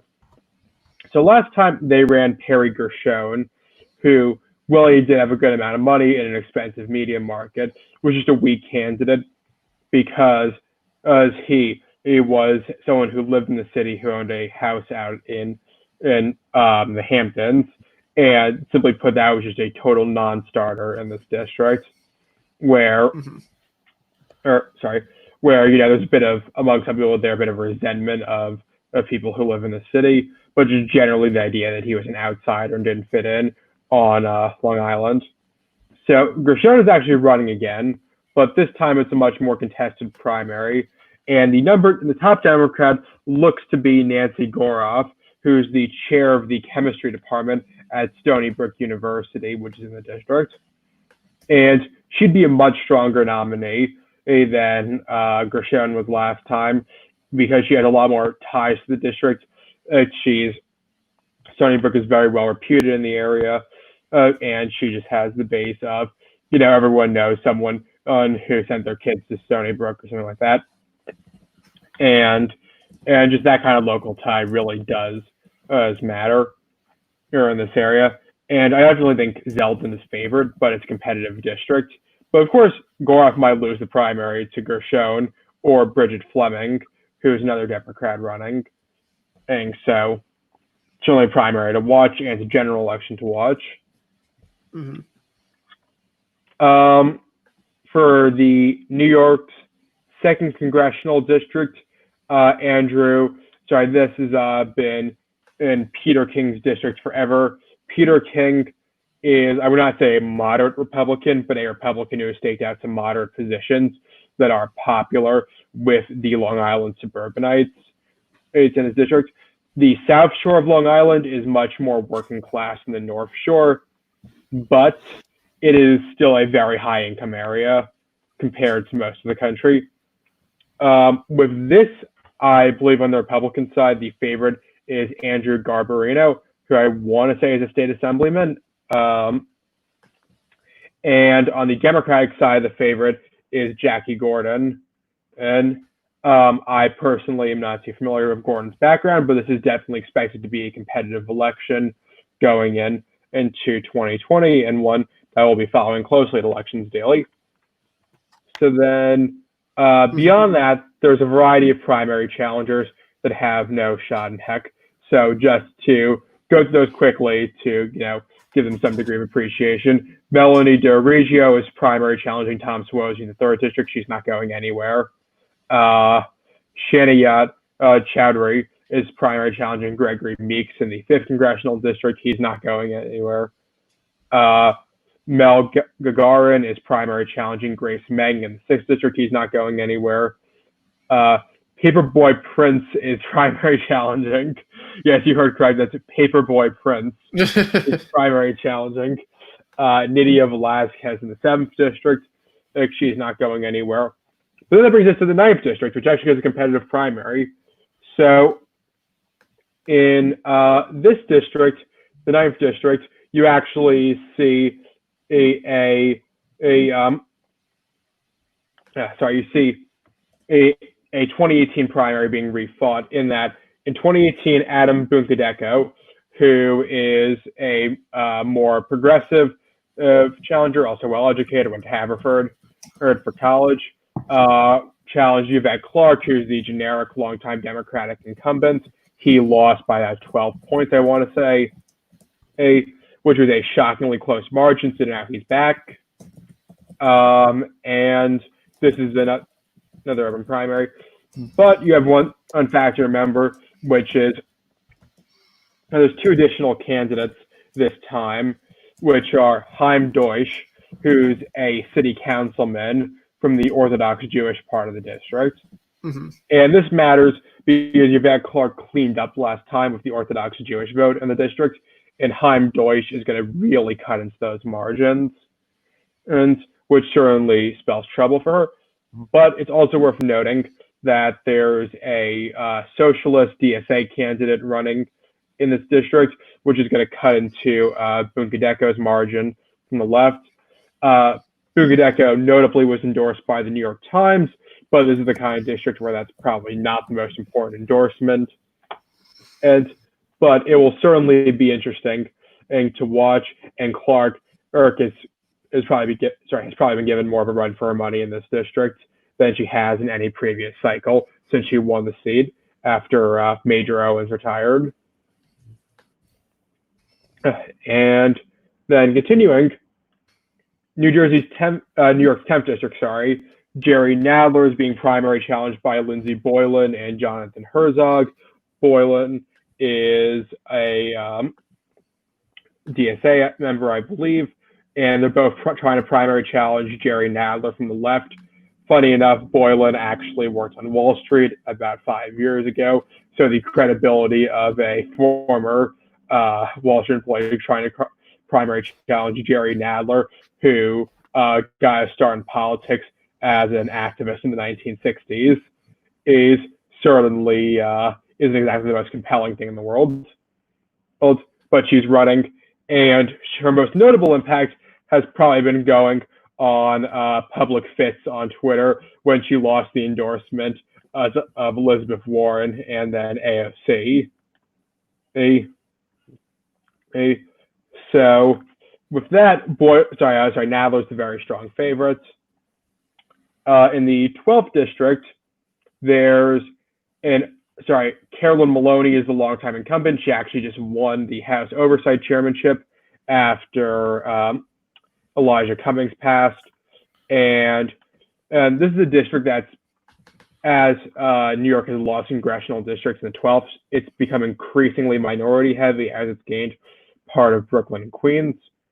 And Maloney is facing a number of challengers, but she does have a few factors benefiting her that she didn't last time when she beat Suraj Patel, who's chief among them, which is first, it was a two-way race last time between Maloney and Patel. Now there's four challengers. There's Maloney, Patel, Lauren Ashcraft, who's a DSA member, and I don't remember what else she does, and Peter Harrison, who is also a socialist. He's a CUNY professor. So that will help Maloney. What's going to hurt Maloney is that the Upper East Side, which is her base, which is, you could say, the silk stocking district of New York City, that area has seen a lot of people leave because of COVID-19. It's a very, very high income area, and a lot of people who live there just simply own summer homes in the Hamptons or in Connecticut or on the Jersey Shore. You might be wondering, well, how many people really could have left? But the New York Times are estimating that it could be in the neighborhood of 30% of the population in some of these zip codes. That's really going to cut in to Maloney's base, because not all those people who would have showed up to vote are going to get absentee ballots. But I still think Maloney is the strong favorite against Suraj Patel, Lauren Ashcraft, and Peter Harrison.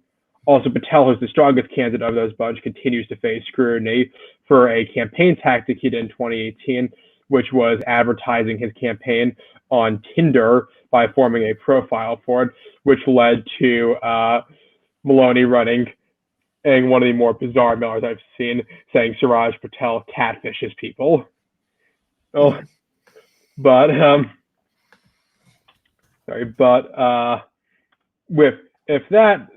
go on to the 13th and 14th congressional districts. In 13th district, Adriana Espaillat's facing primary challengers. That's not going anywhere. And in the 14th congressional district, AOC is getting primary challenged from the right by a number of people, most notably former CNBC, one of the NBC family, TV channel family anchors, Michelle Caruso Cabrera, who's an economist. Caruso Cabrera has been saying that AOC just simply doesn't do enough for the district as part of her national agenda. But Caruso Cabrera has come under a lot of scrutiny because she only moved back into the district recently, and she used to live in Trump Tower, of all places, which is certainly a boost if you're running in Queens into this point. Continuing with that, we move back onto I'm going to skip over the 15th, the 16th, and the 17th because we've already covered them, and then go on to the 19th. So the 19th is an Obama-Trump district. It's been held by Republicans for a while. Well, It was actually Kirsten Gillibrand's old district. She won in 2006. When she got appointed to the Senate, the Democrats held in the special election, and the Democrat who won, I want to say Scott Murphy, got blown away in 2010, and Republicans held it until 2018 when Antonio Delgado, a Democrat, flipped it. So perpetual swing district. Republicans just totally bombed in recruitment here. They could have tried to get all sorts of people from the state assemblymen, state senators, a whole bench of people they could have worked with. But instead, their two candidates are Kyle Vandewater, who has raised absolutely nothing, and Ola Hawadme, who is a carpetbagger from St. Louis. I kid you not. Carpetbagged from St. Louis all the way to the Hudson Valley to run in this district. So if you're wondering what a Obama-Trump Democratic flip safety district looks like, it's New York 19. Yeah. But still, the Republican primary will be interesting to follow to see whether or not it's safe or very safe for Delgado. Also, just saying, me calling it safe is my personal opinion. That does not reflect the opinion of Elections Daily. Elections Daily currently rates this district as likely Democratic. Yeah, I think it's probably there's a stone's throw chance something happens, I guess. But you think Republicans did really well in upstate New York in 2016. Trump won upstate for the first time for Republicans since, he won Long Island. And he came very close to winning upstate. He did very well up there. He did several congressional districts flipped from Obama to Trump. You would think Republicans would have done a better job, but nope. They have just completely botched recruiting in not just that district, but another district. That's correct. So then going on to the 22nd district, you also have a competitive primary here. This is actually a McCain-Romney-Trump district in upstate New York. Utica has been the heart of upstate conservatism for decades now. And in 2016, after essentially you could say, well, in 2014, Claudia Tenney primary challenged the moderate Republican incumbent Dick Hanna. Dick Hanna didn't want to get primaried again in 2016, so he retired, and Tenney won the seat. Tenney is very out of tune with the district in that Utica might be very conservative in terms of who it votes for, or very solidly Republican, but they tend to like people who are pragmatic. Like they'll take conservative, but they want pragmatic, and Tenney just isn't that. So in 2018, Anthony Brindisi flipped the district, and this is entirely because of Tenney. Sure, Brindisi was more moderate than most Democrats, and that significantly boosted his campaign, but the district was only in play because Tenney was just so distinctly unpopular. So you might be wondering, if you're the NRC senior thinking, McCain-Romney-Trump district, and we're trying to flip this back, who do we pick? Your first thought probably isn't Claudia Tenney. Unfortunately, for Republicans, that's what the NRCC's first thought was. So Claudia Tenney is back, but she has a primary this time. She's running against George Phillips, who I want to say is the Broome County District Attorney. Broome County is Binghamton, which is in the southern portion of the district. But it's worth noting that Tenney has the best funding. She's been endorsed by national Republicans, and the Republican in heart of the district is really, Utica, Madison, and it's not in Binghamton, which is more democratically leaning. Still a Republican-leaning county, but much more Democratic than like Oneida County is or Herkimer.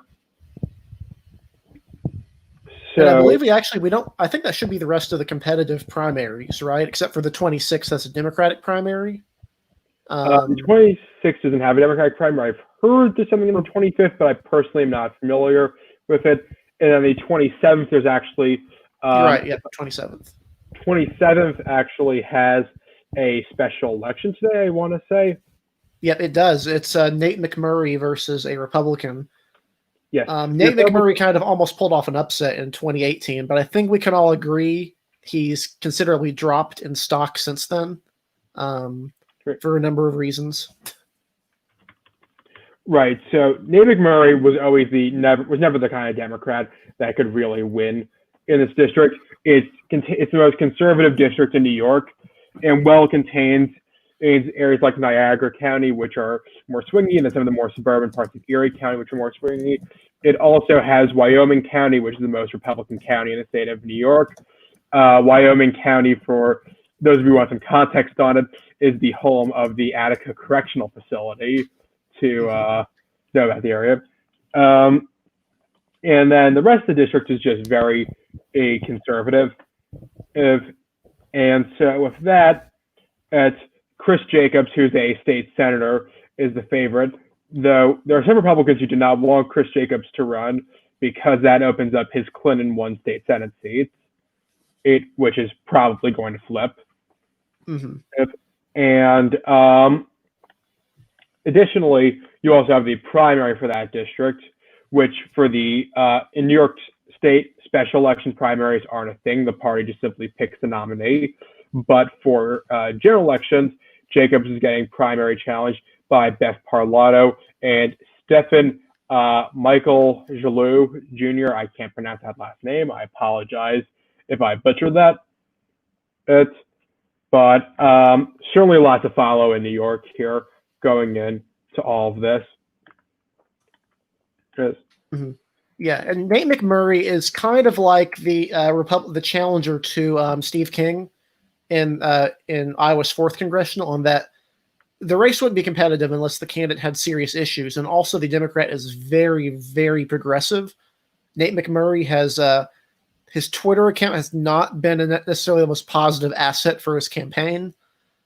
He's kind of let Republicans get under his skin in a lot of ways, and he's endorsed a lot of really progressive positions that don't really jive well in the 27th.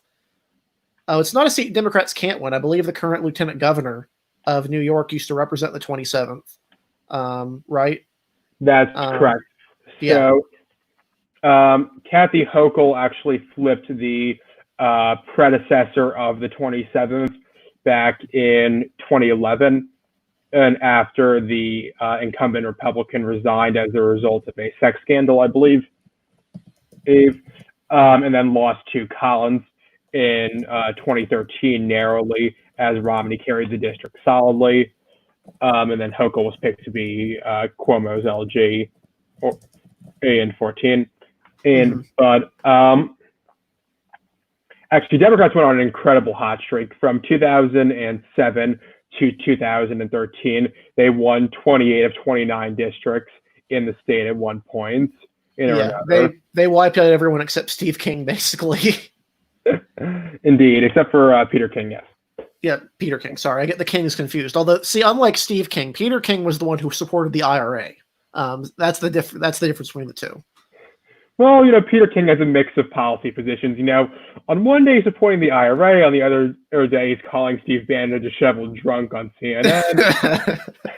No, I mean, there really was a failure of recruiting in Upstate too. Like on the Republican side, they had a chance to flip the 21st, and then they nominated a Didi Skosafava, who it turned out was way too liberal for their taste, and so the votes went to the Conservative Party candidate who didn't even live in the district. And then that resulted in the Democrat winning because Didi Skosafava took up 5% of the vote. And so that was a very winnable seat, and they somehow botched it. 2014 was like the high water mark this decade for Republicans. They didn't just win a number of seats. They also came close to even flipping, for example, the Rochester district, Louis Slaughter. That was a surprisingly close race that should not have been close at all. They flipped the 24th, which leans Democratic by a good margin. But they've just kind of been a decline since then, even as they kind of improved their performance upstate, even in Long Island. Like the second is it's an Obama-Trump district, and it's going to be competitive this time. And I think you said if the Democrats have control of redistricting, it will be chopped up to some degree. Yes, it's likely the Democrats will, if they have full control of redistricting, will try to draw themselves 3 seats on Long Island and draw 1 uber conservative seat, which is certainly possible, all depending on how ugly you're willing to make the map. But then upstate, you'll see all sorts of things, like Wayne is the reddest portion of the 24th. Tompkins is the bluest portion of the 23rd. You can see those two counties border each other. There's no reason why the Democrats wouldn't switch those two counties and make the unwinnable 23rd a little bit more unwinnable, and make the 24th, which is democratically leaning but has Catco in it, much bluer, since Tompkins has Ithaca in it and is just very, very blue. There's a lot they can do. I mean, even upstate, New York is obviously the stronghold, right? But upstate, Long Island, people assume because they were Republican 50 years ago, they must still be Republican right now. It's not the case. They're pretty politically competitive regions. And it's actually harder to draw a really good map for Republicans in a lot of these places than it's for Democrats, because the Republican votes spread throughout throughout a lot of upstate. Right. Democrats have all sorts of things they can do here, depending on how aggressive they're willing to be. Like the North Country is generally preserved within the 21st district. You see the Democratic parts of the North Country, which are Clinton and Essex, and then the more areas that are democratically leaning, Franklin and St. Lawrence, along with the more Republican parts like Jefferson and Lewis and Herkimer, together. But what you could very well see is just parts of the North Country just getting chopped up, and parts ending up in Delgados, which is an extreme case scenario. You could see the 22nd is the favorite to get dismantled. Well, if Brindisi survives, you could see Utica drawn into a Syracuse-based district that he could realistically represent to be much bluer. Or Democrats just have, it's really a buffet up there in terms of seats they could take. I don't want to get too much off New York because it is coming up at the top of the hour, but we do have a call to make. We have called, Elections Daily has called the 11th Congressional District Republican primary in North Carolina. It has been called for Madison Cawthorn. If you notice the results here, he's held steady with a consistent lead of over 65 percentage points at the moment. Notice in Henderson County, he's pulling 77% of the vote. Lots of precincts left reporting there. Buncombe has a substantial lead there. Really, the only area that Linda Bennett is doing well in is Rutherford County. Even in her home county of Haywood, she's losing.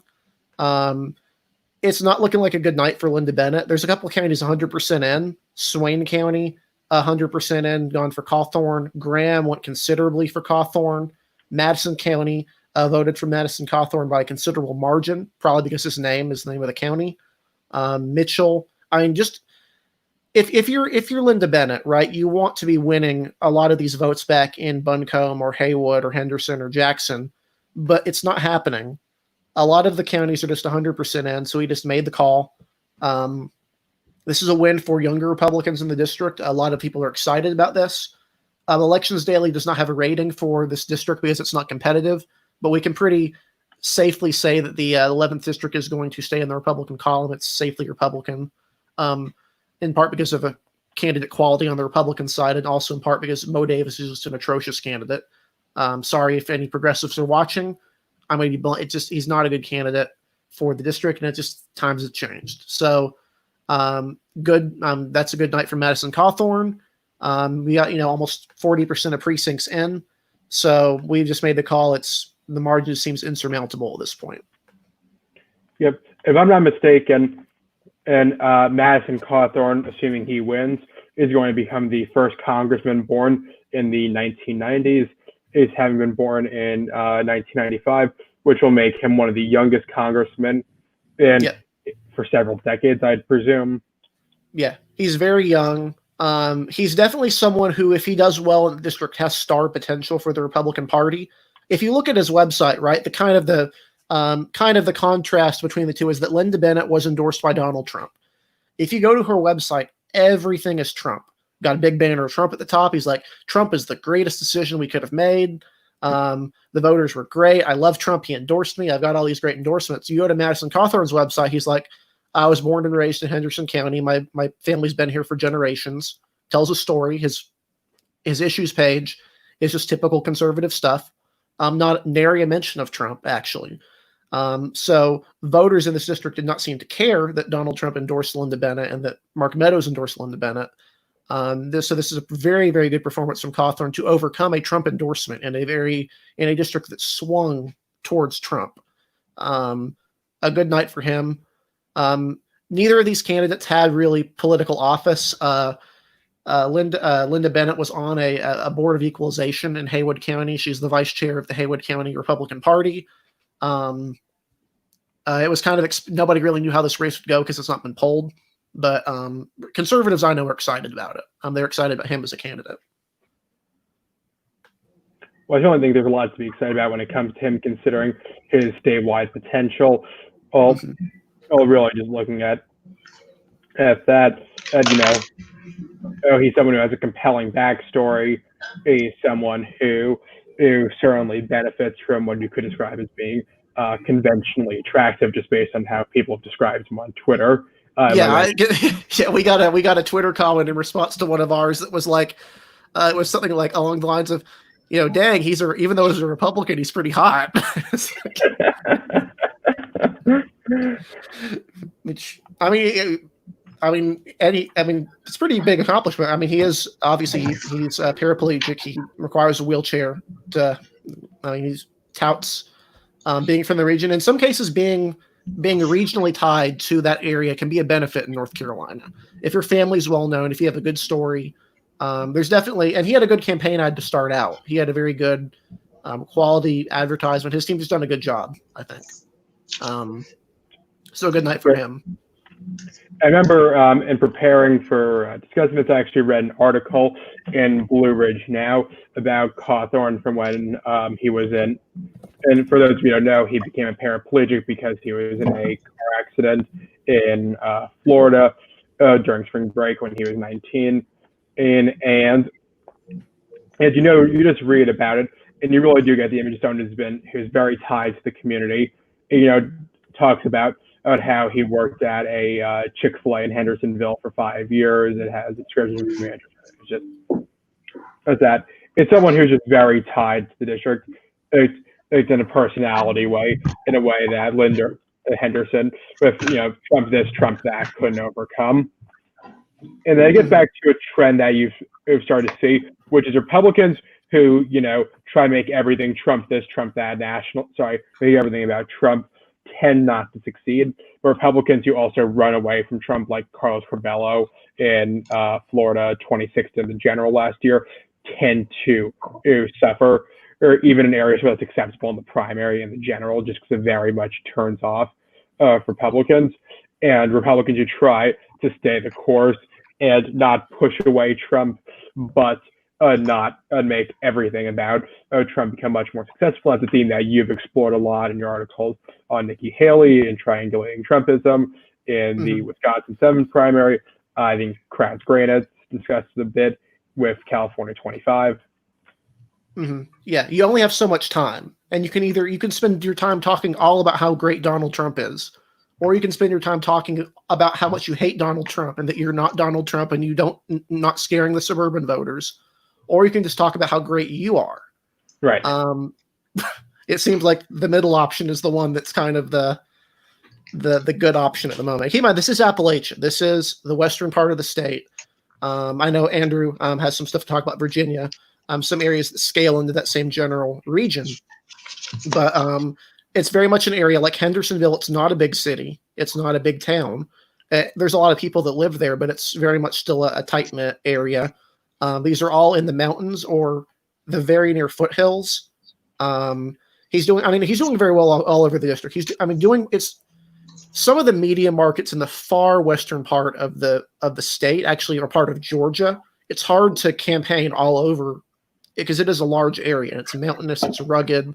It takes a while to get from place to place. So to be doing well, not just in Henderson County, which is your home county, which is a good start, but also in Buncombe, and also in Avery and Mitchell, the historically unionist counties, and also in Jackson County, which is a college town with lots of young voters, and also in Graham, which is, I think, the only dry county in the state, Clay, these sorts of areas.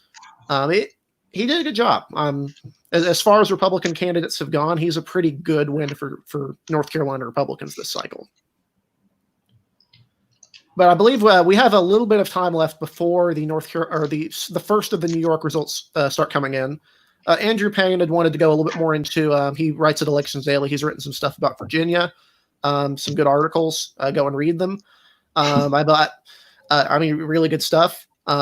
So he was going to talk specifically about some of the Virginia races that have gone on tonight in a little bit more detail, because there have been some interesting results that have come out. Hey, y'all. I'm mainly going to be talking about Virginia's 1st congressional district race and Virginia's 5th congressional district race for the results, because the 5th one is very surprising, and the 1st one is a nail biter from what we can see. We don't know exactly how many votes are still to be remaining to be counted in either, generally because Virginia recently adopted more lenient absentee voting rules, and we're not necessarily sure whether or not they're in effect fully at the moment. So big hit and miss on whether or not there are a ton of votes still left, or this is near final results. Now, with the 5th district, this is a fairly surprising result. Most people would have said that Roger Dean Huffstetler was the favorite for the election, but he is not doing so hot right now. And Cameron Webb, who is a doctor from Charlottesville, is running away with it. And that is surprising because he didn't really have that many endorsements. He's rolling out things like he's getting endorsed by Jim Clyburn now, but he really didn't have that much institutional support. Claire Russo, who's currently in 2nd last time I checked, it was endorsed by Emily's List and has been running as essentially the only woman candidate. But RD had generally the institutional support. He had Jim Hingley, the Albemarle County District Attorney, Commonwealth Attorney, former sheriff candidates for Campbell County, numerous former elected officials across the Tobacco region and the foothills of Appalachia. And it really seemed like he was going to run away with it, especially since he had connections from his 2018 run. But we're seeing right now that endorsements don't necessarily mean everything, especially when you can't mobilize your GOTV bases out. It doesn't matter if you're endorsed by the Franklin County Commonwealth Attorney if he can't, do a canvas launch and get people knocking doors to support you. And from my experiences working as an organizer in Charlottesville, I got to meet every single one of the candidates in this race, and I will say that Cameron Webb is the type of candidate that college students would crawl across broken glass to vote for. He's young, energetic, and generally liked by the UVA students. And if you see the Albemarle County and Charlottesville results, he's generally running away with that. And he also has the general African-American support from the southern side, south side of Virginia, near Danville, and in the general Pennsylvania County area. So the upset of him running away with it is understandable and explainable. It's just something that no one really thought of happening. In the 1st district, it's Kashim Rashid versus Vanjie Williams. Vanjie Williams being the 2018 nominee. There were some general problems with her at the 2018 campaign, not necessarily getting along with the coordinated at all, and not using the coordinated database in the best way. There's also been some issues with some racially insensitive comments that she has made, which made this from a slam dunk for her to a race that she honestly could easily lose, and I believe she is losing at the moment. Now, Kashim Rashid's problem right now is that he's a serial underperformer, and that is not something you can do if you're a Democrat running in the 1st district. When Tim Kaine barely loses, this district, you have to be running essentially as good at or better than him to actually win it. And when you're underperforming by 10, 15, 13 points, that's not something that you can really survive. Generally, if I had to do my personal ratings, the loss of R.D. Huffstetler in the 5th District shifts this to the right. So my personal ratings doesn't reflect the Elections Daily view, but Webb does not have the moderate base and support that R.D. had, and it's to be decided whether or not he can get institutional support and have good get out the vote efforts. In the first, either candidate, Vanjie Williams or Kashim Rashid, will probably have the same turnout and vote share. I don't believe any of them will win because Whitman has been generally a good fit for the district, focusing mainly on defense contractors and making sure that Quantico, Manassas have federal dollars running into them constantly. So he will probably be safe until redistricting. And I believe that the 1st district is a district that will be interesting to watch just due to how many different components there are in the district. Because people only talk about 5, but 1 was very similar in terms of vote to how Corey Stewart performed, if I recall right. I believe Kane only lost it by 2%. Yeah, which is similar to what it was in the 5th, or something along that lines. It was both of them were close, but people only talk about the 5th because it was more recently represented by a Democrat in Tom Perello. Perriello, sorry. Names get me. Perriello, yeah. It's not a common name for the district. I mean, I'm a Cunningham, and there's like 5 of us in North Carolina, so. Yeah, my family is entirely from the 5th district. So I'm pretty sure that if I just slapped an R next to my name, I could be elected to public office there. Yeah, but I think Joe had similar thoughts about the 1st. I know Adam talked about the possibility of Democrats making the 1st more Democratic after a congressional redraw, drawing in more of Prince William County. But if what you're saying is correct, that he's got a pretty decent base there from getting all the defense dollars in, may be willing to tolerate him a little bit longer. Although that is the more Democratic portion of Prince William, if I recall right? Yes. He currently has the minority heavy sections near Occoquan and that area. He could take some from the 11th, but that would be really iffy.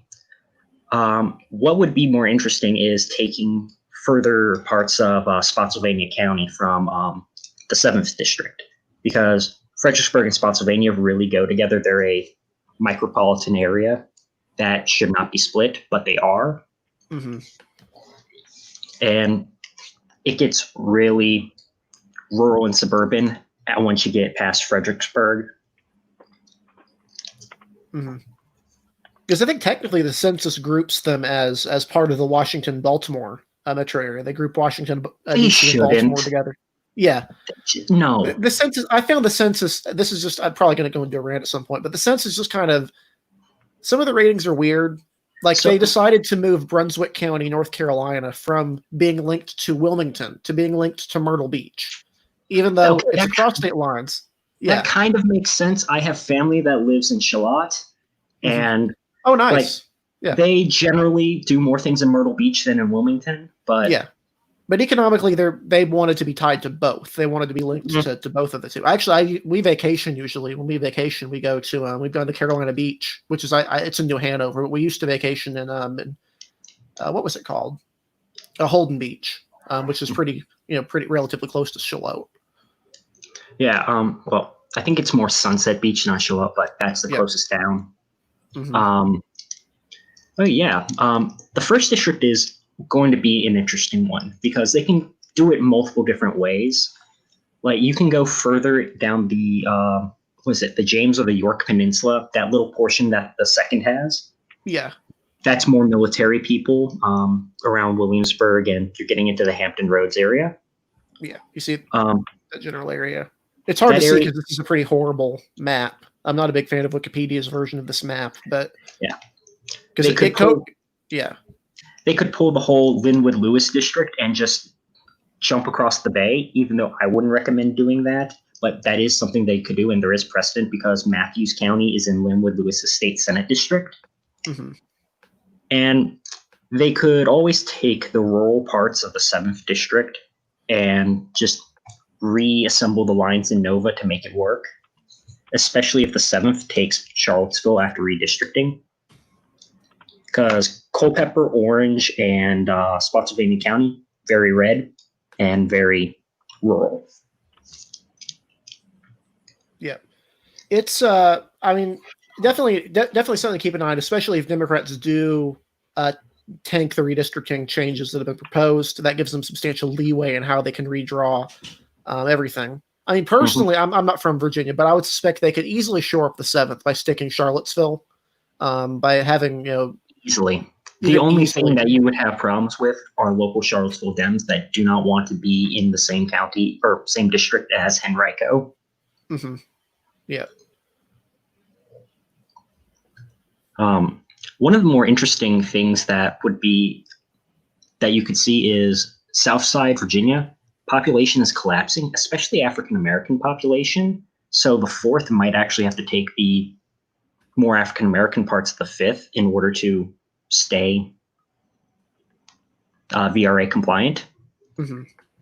And it's hard to actually, well, it's not necessarily hard, but it's hard to move things around in a way that maintains the current partisan split because 3 and 4 are just weirdly situated and they're the protected ones.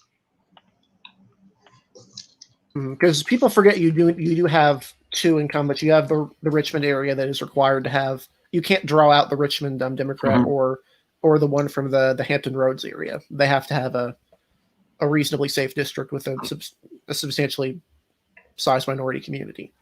Even it's very similar to North Carolina's 1st district, right? The 4th, I don't believe it is a majority minority district at this point. No. But it is a coalition seat. You can't split up the black community there. It limits what you can do. It's the same with the 1st district in North Carolina, even though it's majority white. You can't draw out G.K. Butterfield. If you could, Democrats would have done it to dilute the vote and divide it, and Republicans would have done it to do the same thing. The courts basically said you have to keep Richmond and Petersburg in the same district.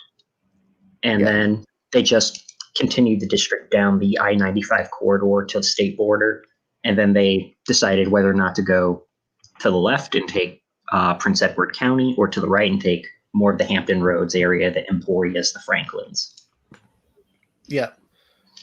And this is a very similar area to the part I'm talking about in North Carolina. There's a substantial black population across it, but it's not like the Black Belt. It's not a majority area. It's rural areas that have it's not farming. It's not farming communities because of the Great Dismal Swamp.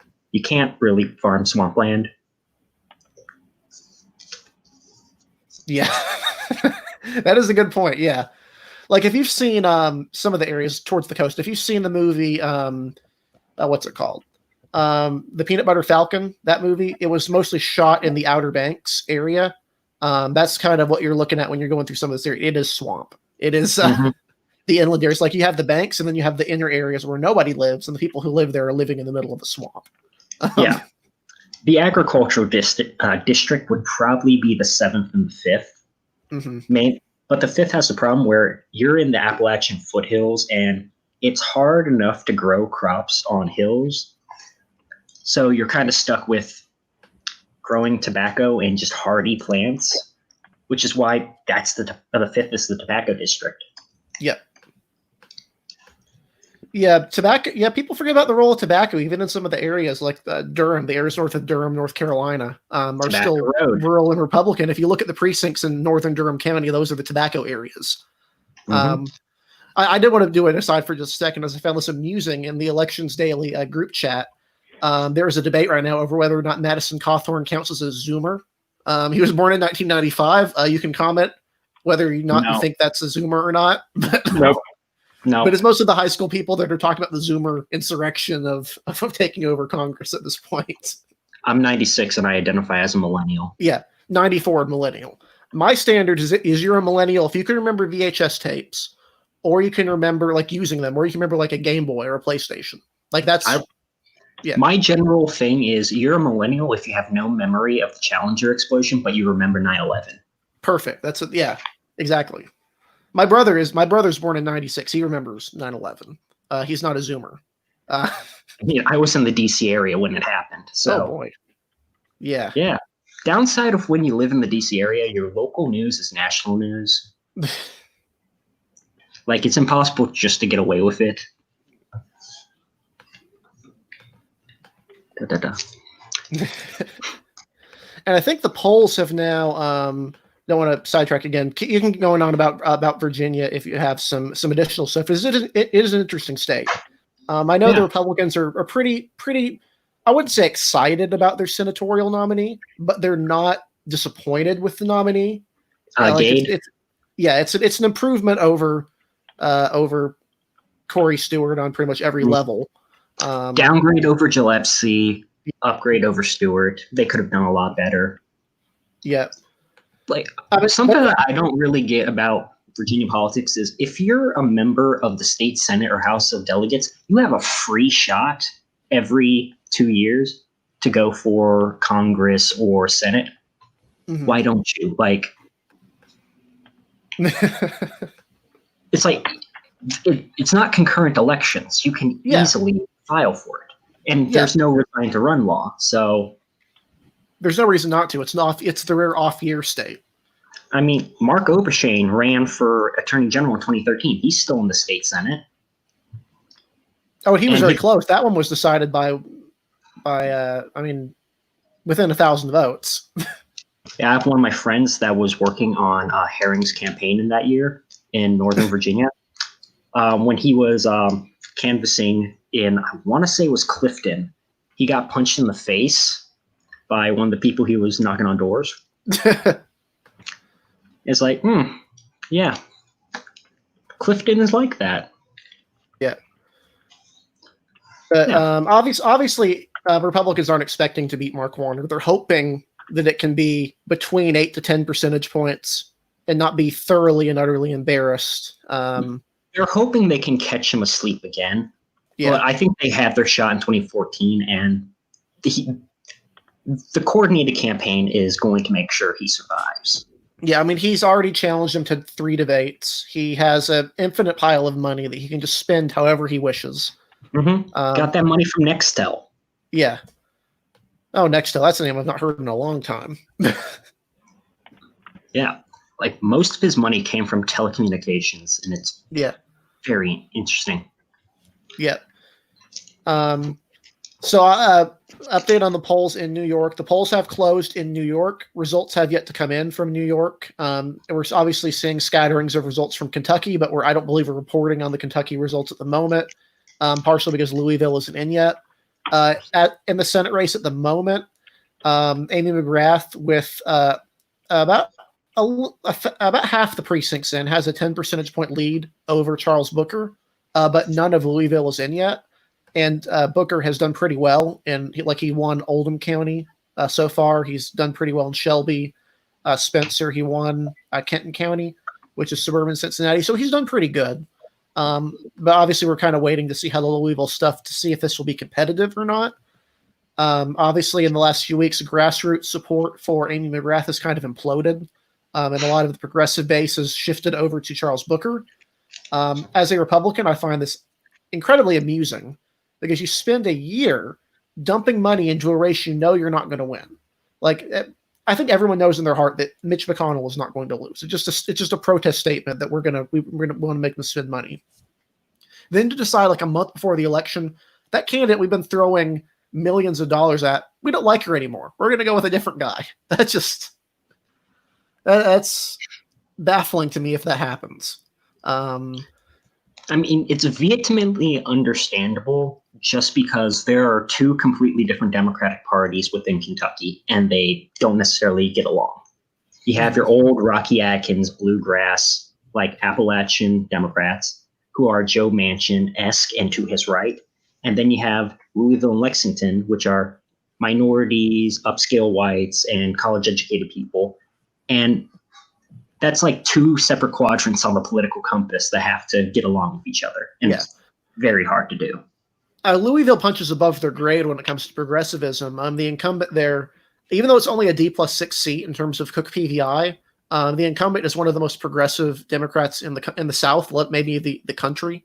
He's generally on board with most, if not all, progressive priorities, which is why a lot of Republicans would love to draw him out because he would not win a less seat. But the point is, the Louisville area tends to be a little bit punch above its weight when it comes to not just putting out, a moderate Democrat like a Jim Cooper in Nashville, similarly liberal seat, but Jim Cooper is a blue dog, more fiscally conservative, business-friendly Democrat, and Yarmouth is not that. I would say that the reason for that is because even though Yarmouth is progressive, he does speak like a moderate on a lot of issues.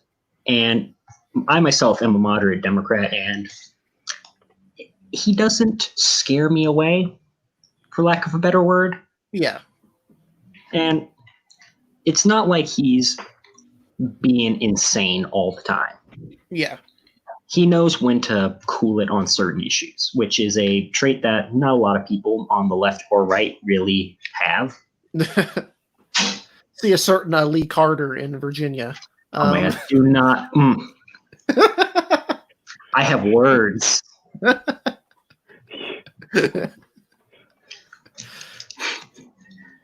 That primary in 2019 was a thing. Oh my God. Okay. He won. Sorry, go ahead. He won that primary 60-40, which is like, okay, that's all well and good. Except here's basically who he was facing. A former Republican who went to one of his debates drunk and in basketball shorts. Like, whew. The only reason he is still in office is because he had two great organizers working for him, contacting basically every voter in the district. And that his side job is he's an Uber driver. So he just talks to people in his district all the time. So he's basically Joshua for Congress, except instead of driving a truck, he's driving an Uber car. Yeah. Hey, that's a great way to get to know people. I mean, I've taken a lot of Ubers in Northern Virginia, but like, whew. Especially since once you get past Springfield, there is no public transportation in the state. And like, there are a ton of breweries in just Virginia. And after a while, it's like, okay, we're calling an Uber now. We actually are starting to see some scattered results coming out of New York. They're not substantial. They're in the matter of hundreds of votes. So I'm not going to go on too much about these, but the results seem to be indicating what you would have thought for some of these. For example, we have results out of the 11th, the 12th, the 14th, the 15th district. Richie Torres is leading with 40% at the moment. Ruben Diaz is second with 18, but this is with only 447 votes in. We don't know where those votes are coming from. Obviously, so we're going to wait to see a lot more to go out of New York before we start going on about what's going on in that state. Definitely, I'm just interested as an outsider. Some of the Virginia Democrats seem very competent, like for not bomb throwers. Like, for example, Danica Roem, who was one of the first transgender politicians, comes off as extremely like local issues focused, lots of transportation stuff. And then you have the Lee Carters, who are the different end of things, of the newer wing of that party that's come in. Yeah, Lee Carter is 100% driftwood. In 2017, the party did not give him any money at all, and he was brought in on the wave. It helps that I want to say he was running against Jackson Miller, who was already tarnished. He was in Republican leadership, and so he had a big target on his back. He also lost countywide in Prince William. There was a special election for, I want to say, their county clerk, and he lost that to the current Democratic incumbent. So there were signs that the districts were flipping early in that year, but he was 100% driftwood. Yeah, and you saw a lot of that. Just some of these entrenched Northern Virginian Republicans that kind of got swept in or swept out with the wave. Pretty much all of them, if you look at the numbers. Who survived? You had Hugo that survived, and that's about it. Hugo and what's his name? Rural part of Loudon, the part of Loudon that wants to secede from the county. Oh, the Republican part of yeah. There's been a movement since like the 90s of that they want to secede because they're not really Nova. Like Nova kind of ends halfway through Loudon. Yeah. And like whenever I make a map of Northern Virginia, I kind of do separate the parts out just because it's really easy they're to do. culturally different. Yeah. You can you can draw a seat that's just Prince William County all the way up to that part of Loudon, or you can just split it off and split, part of Loudon into Fairfax and part of Prince William into Fairfax. Yeah. Let me pull that up in here because I think I have a login that I can kind of show where you're talking about, because it is a pretty stark trend, as you can see, where sort of the Norva part of things tends to end. Let's see. Dave's redistricting does work in terms of this. So we've got Northern Virginia, right here. Let me pull this up. So you can see the partisan, like this is 20. It's not switch that from composite to president. There we go. You see where the blue ends? That is basically where they want to divide the county. They want the rural part to be called, I want to say, Catoctin County. Mm-hmm. And there's only like 50,000 people in that area. Yeah. So they identify more with like the Winchester part of the state rather than the Leesburg, Reston part of the. Yeah. Because if you see how they vote, for Trump by 8 percentage points. That's pretty similar, I think, if you look to, that's more similar to these areas over here than that. So you might have a certain change because the Metro Silver Line is expanding out there. It stops at Reston Wheelie right now, but is expanding out to Ashburn, and that should be operational in 2021. So I would expect that part to have a lot of suburb growth in the next 10 or so years. Mm-hmm. Well, even in Montco, you don't, Montgomery County, you don't see a whole ton out there. I mean, you got Frederick, of course, but yeah. Yeah. There's definitely lots of room. We kind of went over Maryland and earlier. We had an earlier podcast earlier with Tad, but like Maryland are here. Yeah. I mean, these sorts of areas even if we were talking earlier about the first district, you notice the parts of that first it takes in are this area right here.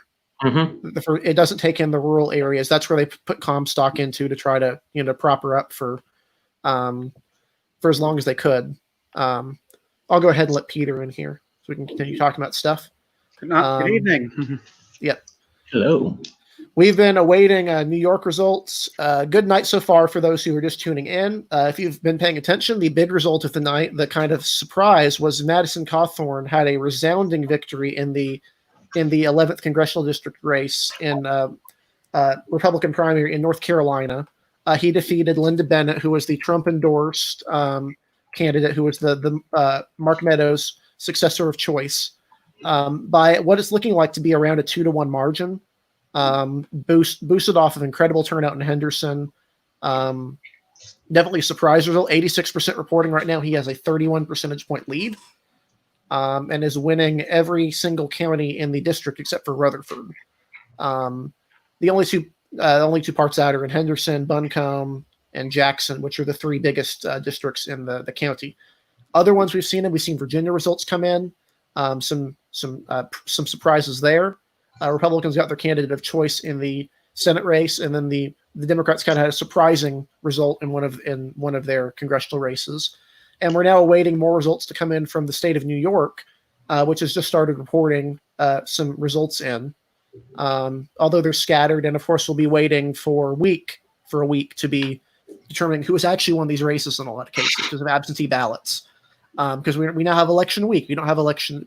Coronavirus has made sure that we have election week now. So we have elections daily. Great for the website. I mean, yeah. I mean, I guess the coronavirus slogan is "Make America California Again." Just retracted election results.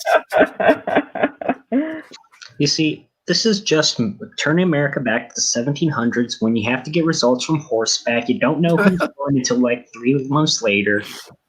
This is the traditional way to do it. I mean, if we're going back to the 1700s, the Republican convention in the 5th district did a really bang up job of bringing back political machines and And accusations of fraud. outright. I mean, it's not illegal to give all your fundraising money to the people who are going to vote in the convention, apparently. Now, I have some insight about basically the previous couple of Virginia 5th Republican races that are just insane. Go right ahead. So We'll wait for more New York to come in. basically, Tom Garrett, alcoholic, he was state senator from Lynchburg, and he generally was kind of far right-ish in the state senate, but he just was party line. Wasn't really that turns out alcoholic, abuses staff, a whole bunch of stuff, retires, seeks treatment. I hope he's doing the best with what he's doing. So convention time in the 5th district in 2018. You have a bunch of candidates. The two notable ones that we really care about are Denver Riggleman and Cynthia Dunbar. Cynthia Dunbar was, I want to say, a faith person for Liberty University, but she also was the former chair of the 6th district. She had basically no ties to the 5th district at all, and even better, she is a former elected official in Texas. I believe she was in school board for Fort Worth, and then got picked up for Liberty because they poach everyone who's remotely conservative for their expansive education purposes. So Cynthia Dunbar was essentially the Liberty faction, very socially conservative. Problem is she had no ties to the district whatsoever. So there was a huge anyone but her movement. And basically second place in every single one of the ballots was Denver Riggleman with 5 votes.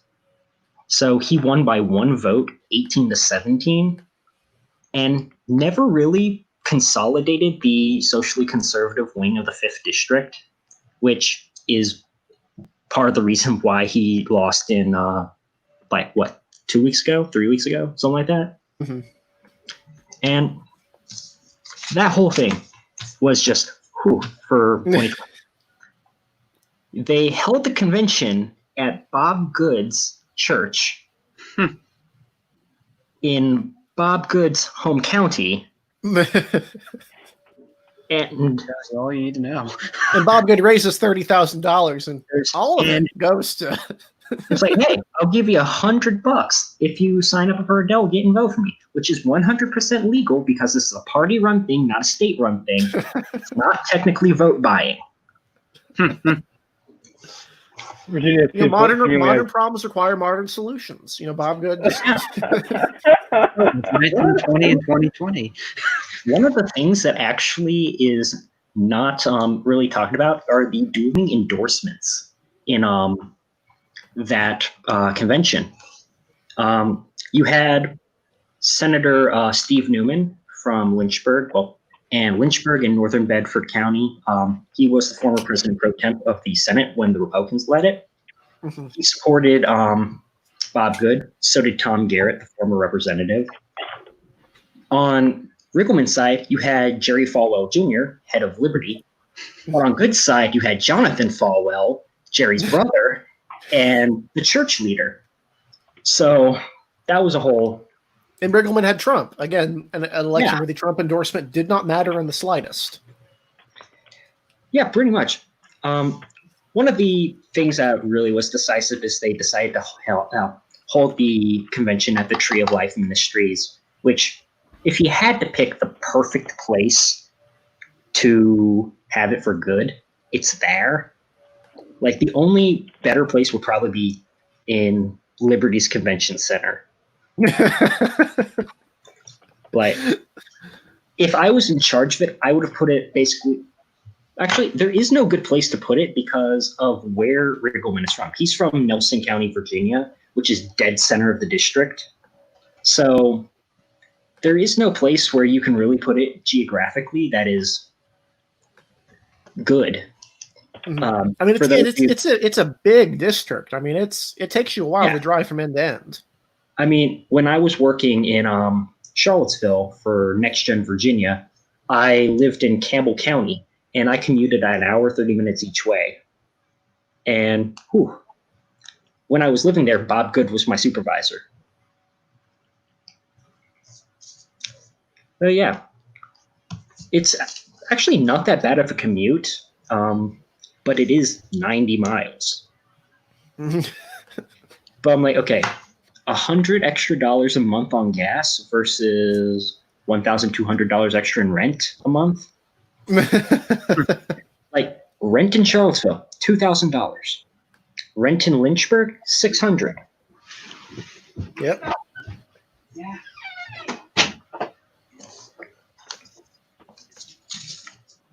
Let's go ahead and I'm going to go ahead and go over some of the New York stuff that is coming out, unless Adam wants to take over on that.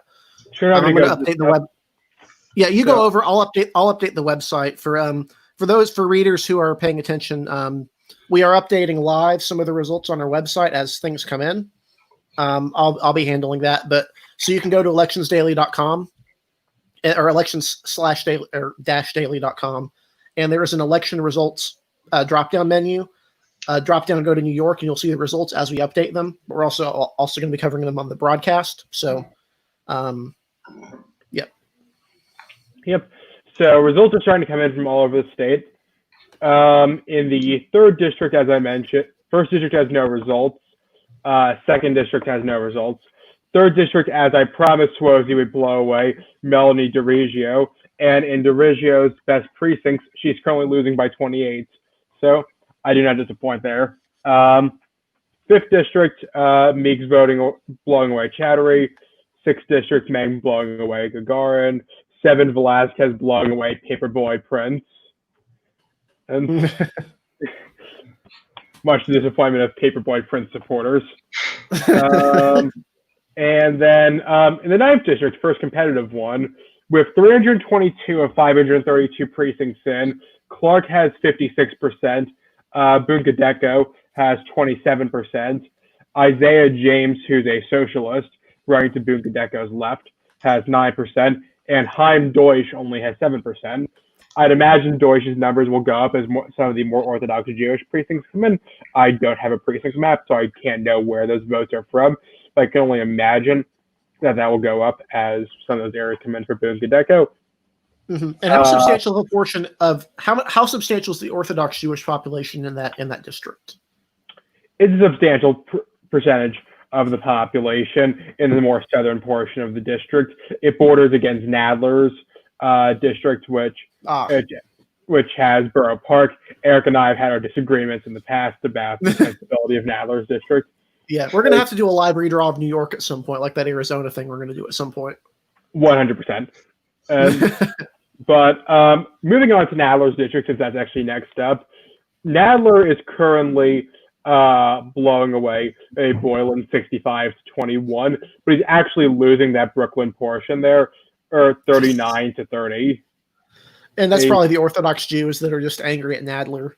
They're casting a protest vote for Lindsey Boylan, and Jonathan Herzog, who is a total no-name socialist, is probably paying 25%.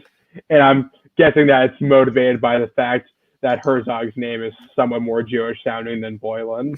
Well, you also have not considered the fact that maybe, like West Virginia and Kentucky, they just love socialists there. And they just want to vote for them.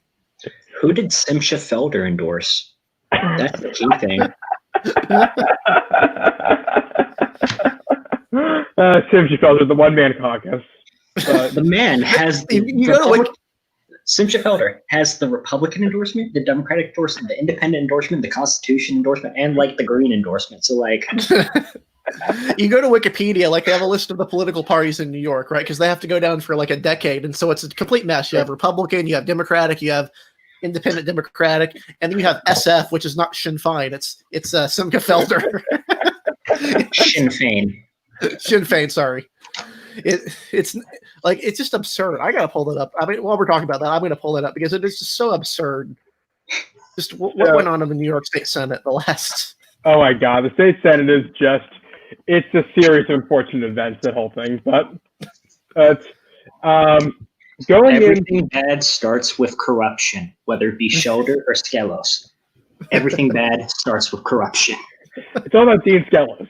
That's what it all ties back to. Sometime in 20 years, the Republicans will win back the state Senate, and it'll because of Dean Skelos somehow.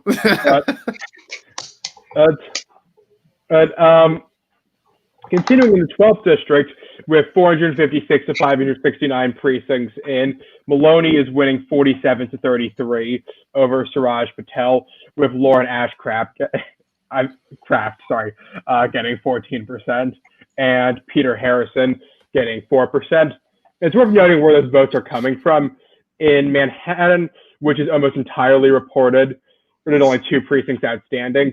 Maloney is winning 54 to 31, with Ashcraft getting 10%. But in the Queens portion of the district, Maloney is losing 40 to 30 to Patel, with Ashcraft getting 22%, with only 33 of 89 precincts in.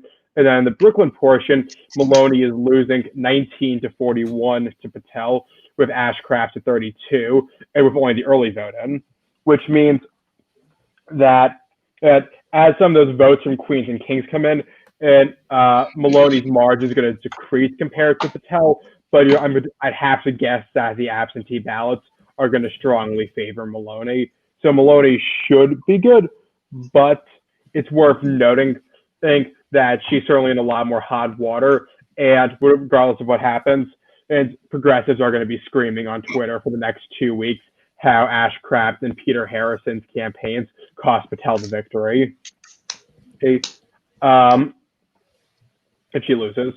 In the 14th district, AOC faces a primary challenger, but unsurprisingly, she's beating said primary challenger by 51 points. It seems pretty clear that Michelle Caruso Cabrera significantly benefited from living in Trump Tower while running for Congress in a different borough against ASA. But it's continuing in the 15th district, with 448 of 490 precincts reporting. Currently, Torres is at 31%, Blake is at 21%, Ruben Diaz is at 13%, and Semelis Lopez is at 10%, which is very good. But for the Democrats, who will almost certainly avoid having to run Diaz, considering that if he's doing this poorly on the election day vote, you'd probably expect you wouldn't. This is not just you would expect to see a significant difference between the election day and the early votes, your absentee ballots. So obviously we're not calling anything tonight because it's New York and you have all these absentee ballots. But I'd be very happy to be Richie Torres right now, who's looking like he's about to become the next congressman from that district. And then in New York 16. Bowman is currently beating Engel 63 to 34, but it's worth noting that every single one of those votes has come in from the Bronx, which is going to almost certainly vote for Bowman. But none of those votes are in from Westchester, which Engel is going to win. So it's worth noting. So even though these look very bad for Engel, if Westchester turnout is high, and there's a lot of reasons to think Westchester turnout is going to be high, he has a lot to benefit here, or from just compared to those Bronx margins. And then New York 17, there are no votes in from Westchester or Rockland. So, who gets to know if Adam Schleifer is going to succeed in buying a seat in Congress, or if we'll get David Carlucci in Congress. I know Pete's very excited about the possibility of having Carlucci in Congress. Well, I second most of what Adam said. I will note on Engel's race in New York 16, it is, from what it looks, the turnout in the Bronx is very high, and for Bowman, that's extremely important. He needs to build up a significant lead to build up whatever comes in from Westchester, because if he has enough of a lead, that might be just enough to pull off the upset. And all indications look like that race is going to be very close. And credit to Bowman as a candidate, he put a pressure on a 31-year-old, or an incumbent who's been serving for 31 years, who the incumbent basically didn't help himself in that primary. By basically telling voters, "Oh, I don't have to show up for a primary," which is probably the worst thing to say when running against a change candidate. But yeah, I think it's interesting results so far. I think with the Ruben Diaz not doing as well as expected is a bit of a surprise. There was the thought that he would pull heavily with the Latino vote in his seat, but it seems that so far the Democratic panic about having him seems to have worked on getting the voters up against him. So I think it should be very interesting to see where New York is heading tonight. And we are already seeing that some odd results across the city with incumbents in kind of very oddish numbers, but obviously with balloting from mail having to still come in, it's anyone's guess whether these numbers are correct or just mail will change these numbers either way. Mm-hmm. That's why we're being very conservative tonight and what we're projecting, what we're holding on to. Obviously, we can't project a race until the mail-in ballots start coming in, even in the races that we kind of know what way they're going to go. I think it's interesting that Engel is going, if he loses, is going to lose the same way he entered Congress.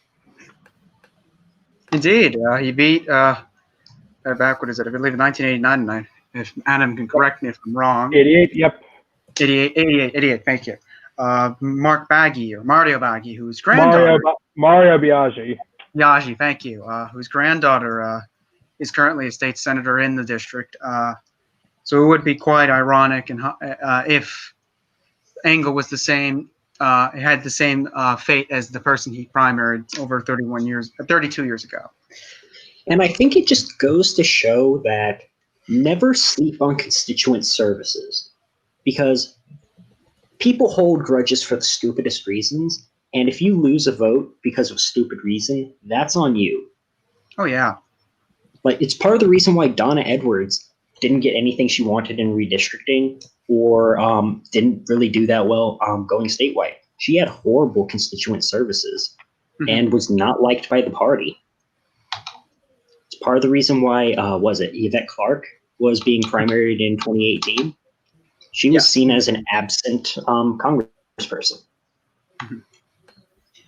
Yeah, I mean, Engel, look, he's been there long. I'm sure his defenders will note he's done lots of achievements, but there comes a point where a lot of people will notice and say it's time for someone new to take a seat, as you noted. And What have you done for me lately? Yeah, and a lot of people on a seat that is very different. It's a very odd seat. There are parts of that seat that are the richest parts of the country, but then also parts of that seat are the poorest parts of the country. So it's quite a interesting balance that he's had to hold in the seat, and it may inevitably, like many incumbents in seats like that, come back to bite him from one part of the seat. Yeah, and it's always interesting just seeing different primaries in large cities, because the districts can be radically altered every 10 years, just depending on how you want to slice and dice the city. Meanwhile, like rural areas, they generally stay roughly the same shape, unless you're in North Carolina where they change maps every 2 minutes. It's been the same every decade. I mean, we've not gone a decade. I mean, aside from even the 2000s, we had a change of maps in the middle.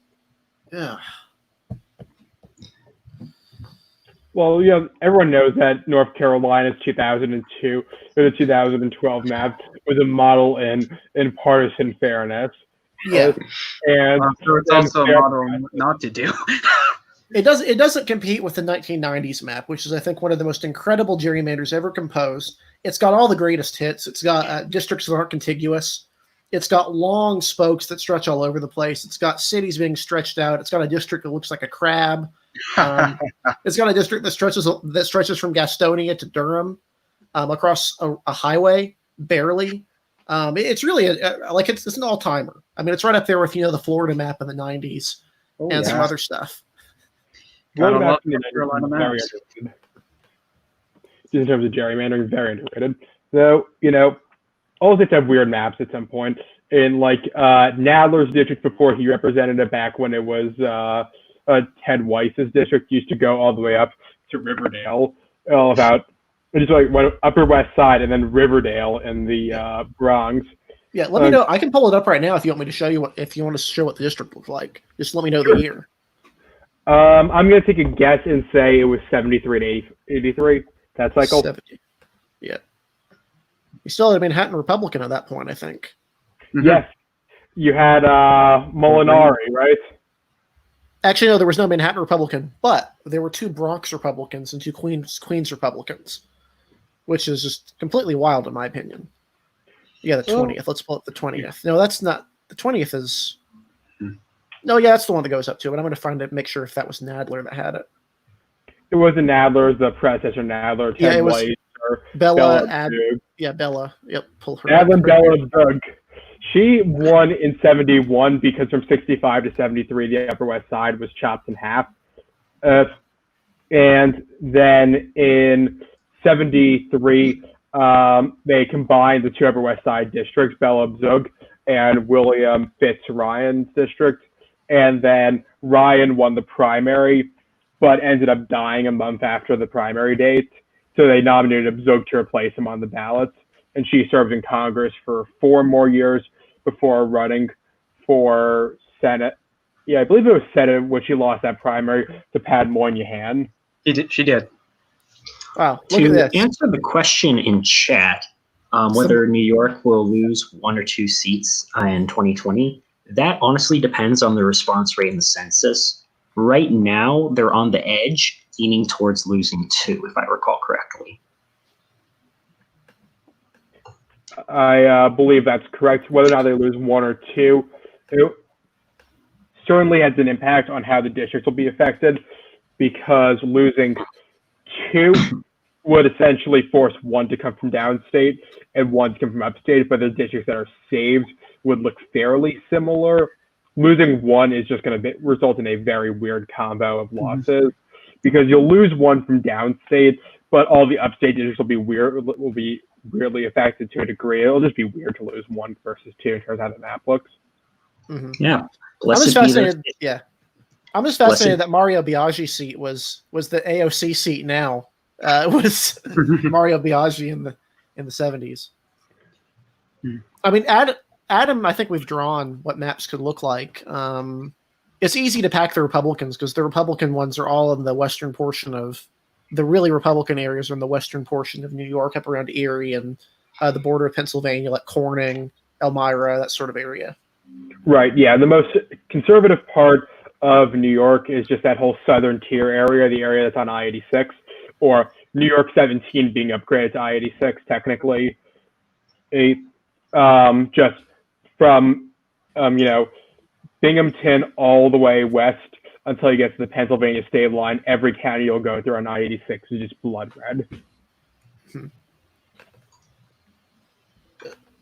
If we have time, I'm going to pull up that New York map just because I want, while there's an audience here, a captive audience, I want to show the glory of what North Carolina has had to deal with since we just discussed this wonder of a map right here, the 1st district.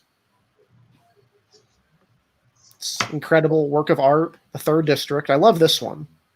It's not even contiguous. They didn't even try. I think the 12th district was the... You know what? I'm just going to say, I think this contiguous districts builds character in the representatives. This is the crab district. If you look at it from a distance, it looks like a scorpion. But you always kind of don't notice this part. But it's just, and then of course, it flipped the next cycle from 8-4 Republican to 8-4 Democrat to 8-4 Republican because it was insane. Then we had this 99 to 2001. Which had a slightly more ridiculous 12th. And then you had this temporary map from 2001 to 2003. Then you had the 2003 to 2013 one. And then you had the 2013 to 2017 one. And now you got this. I mean, this isn't even the current one. Like, you just have so many of these things. If I'm not mistaken, how it worked is after the 1993 to 1999 map was struck down in early 1997, shortly after the elections. The North Carolina Democrats passed 1 map, but that map was struck down before it even went into effect. So a 3rd map was used for 97 to 99, but then the ruling that struck down the 2nd map was overturned. So the 2nd map went into effect from 99 to 01. It was struck down as a racial gerrymander, by the way. The district in question was the 12th, which was the Gastonia to Durham one. It was struck down, and of course, the immediate response was to get rid of the district. And then, of course, it came back in 2003, but this time was only a Charlotte to Greensboro district. Substantial improvement, and in that regard. And then, of course, Republicans did the same thing, and it got struck down again because they were like, we told you couldn't do this 20 years ago, and you did it. Like, Also, just a New York update. With the primary out of New York 16, all the all the ballots in the Bronx are finished, but nothing still out of Westchester County. Yep, and of that Bronx portion, if I'm not mistaken, I have Bowman beating Engel 61-36.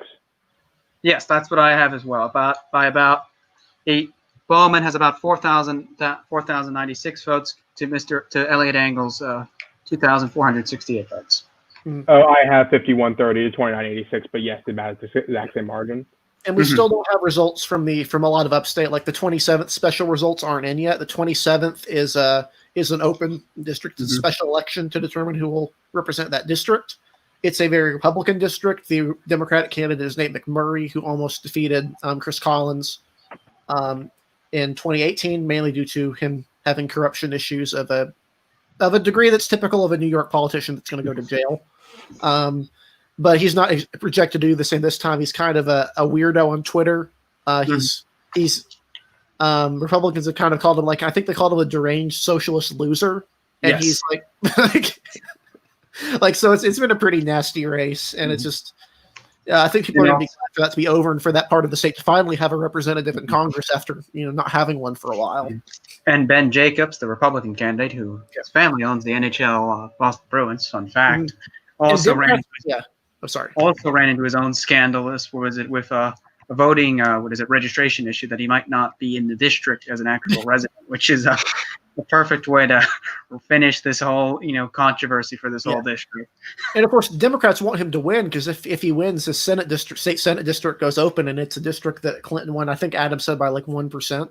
I don't remember the margin that he won it by, she won it by.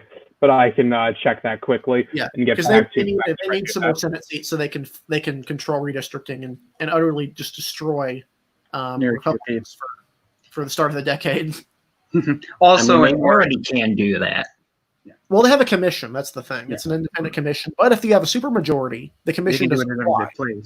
Yeah, which is, of course, wonderful rules in a state where Democrats have a chance at winning, 70% of the seats on a regular basis. It's a wonderful little rule to put in there.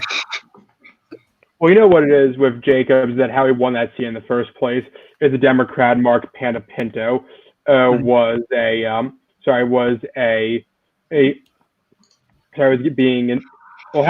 happened is Panapinto actually won in the first place in 2014 because the Republican nominee Mark Grisanti was successfully primary challenged by Kevin Stocker, but stayed on the ballot as the Independence Party nominee. So Panapinto got 34% of the vote, Stocker got 30%, Grisanti got 28%, and then Timothy Gallagher, who was a Democrat who changed registration to the Conservative Party to be a dummy candidate, got 8% of the votes. That's how Panapinto ended up winning. And then Panapinto turned out to have made sexual advances to a staff member, and then pleaded guilty to federal cover charges, so corruption charges due to a cover-up of that. And that's in addition to also apparently getting arrested due to a wild party that his teenage child had thrown, that it spiraled completely out of control with regards to. Yeah, looking at Jacobs' Senate district, number 60, it looks very reminiscent of the district that Hochul used to hold back when she was in Congress. It also contains Grand Island, which is where McMurray's from. So he could always run for that if he loses this.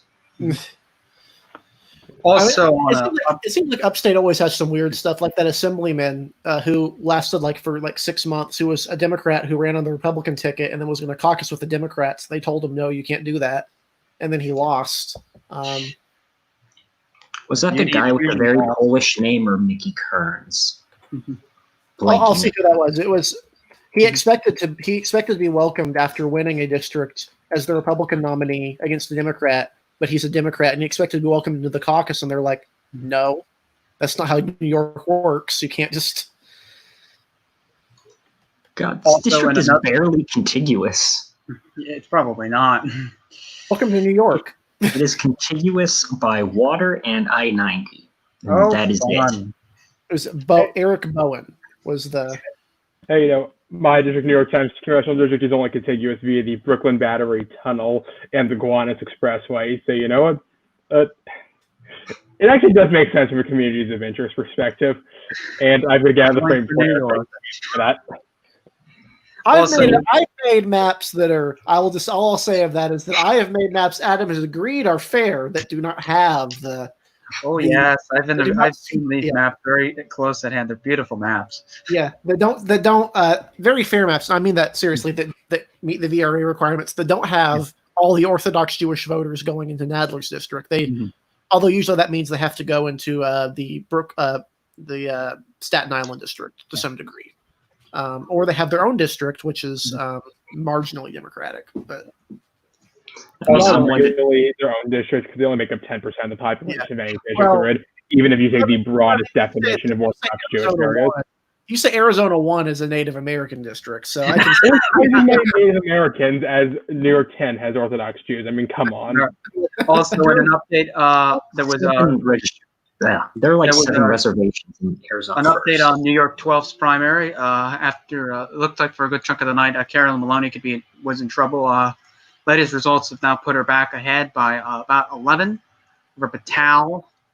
Currently, she has about 4,098 votes compared to Patel's 3,135 votes. That's with 458 election districts out of 469 reported.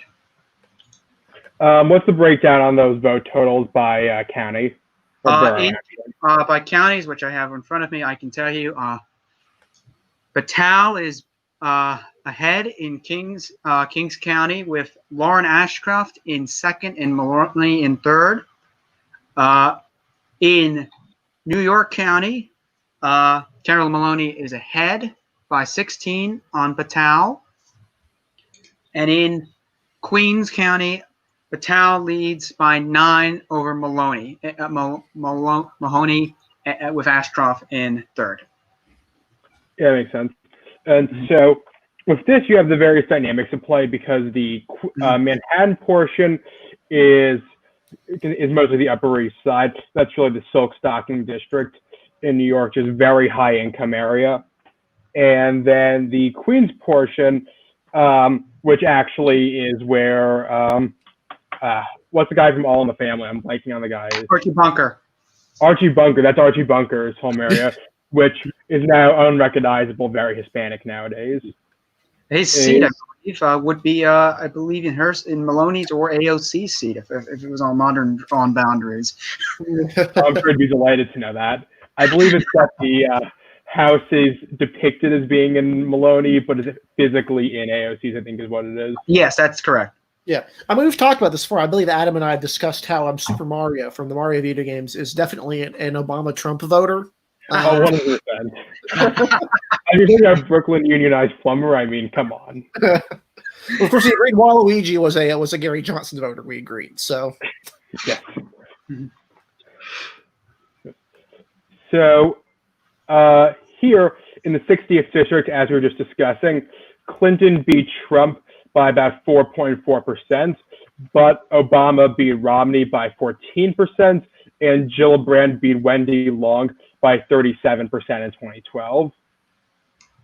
Wendy Long. It's Wendy Long. Wendy Long she's incredible. You know, she's managed to underperform among Republicans in upstate because she's a Long Islander, and she's also managed to have no appeal to Long Islanders whatsoever. You know, she really is the worst of both worlds for New York Republicans. And she beat the non-Staten Island rep in decades for New York City as well in a primary. Who could probably done better than her. Well, the thing that baffles me is that I always go back to the 2010 gubernatorial election where Republicans won Erie by a considerable margin because they had what's his name, Blacko on the ticket. I think that's what it was.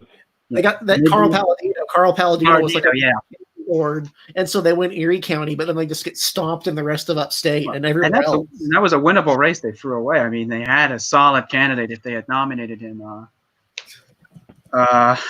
There's definitely one they could have done better than like 30. Yeah. Rick Yeah, Lazio almost certainly would have gotten them at least 45% in that type of year.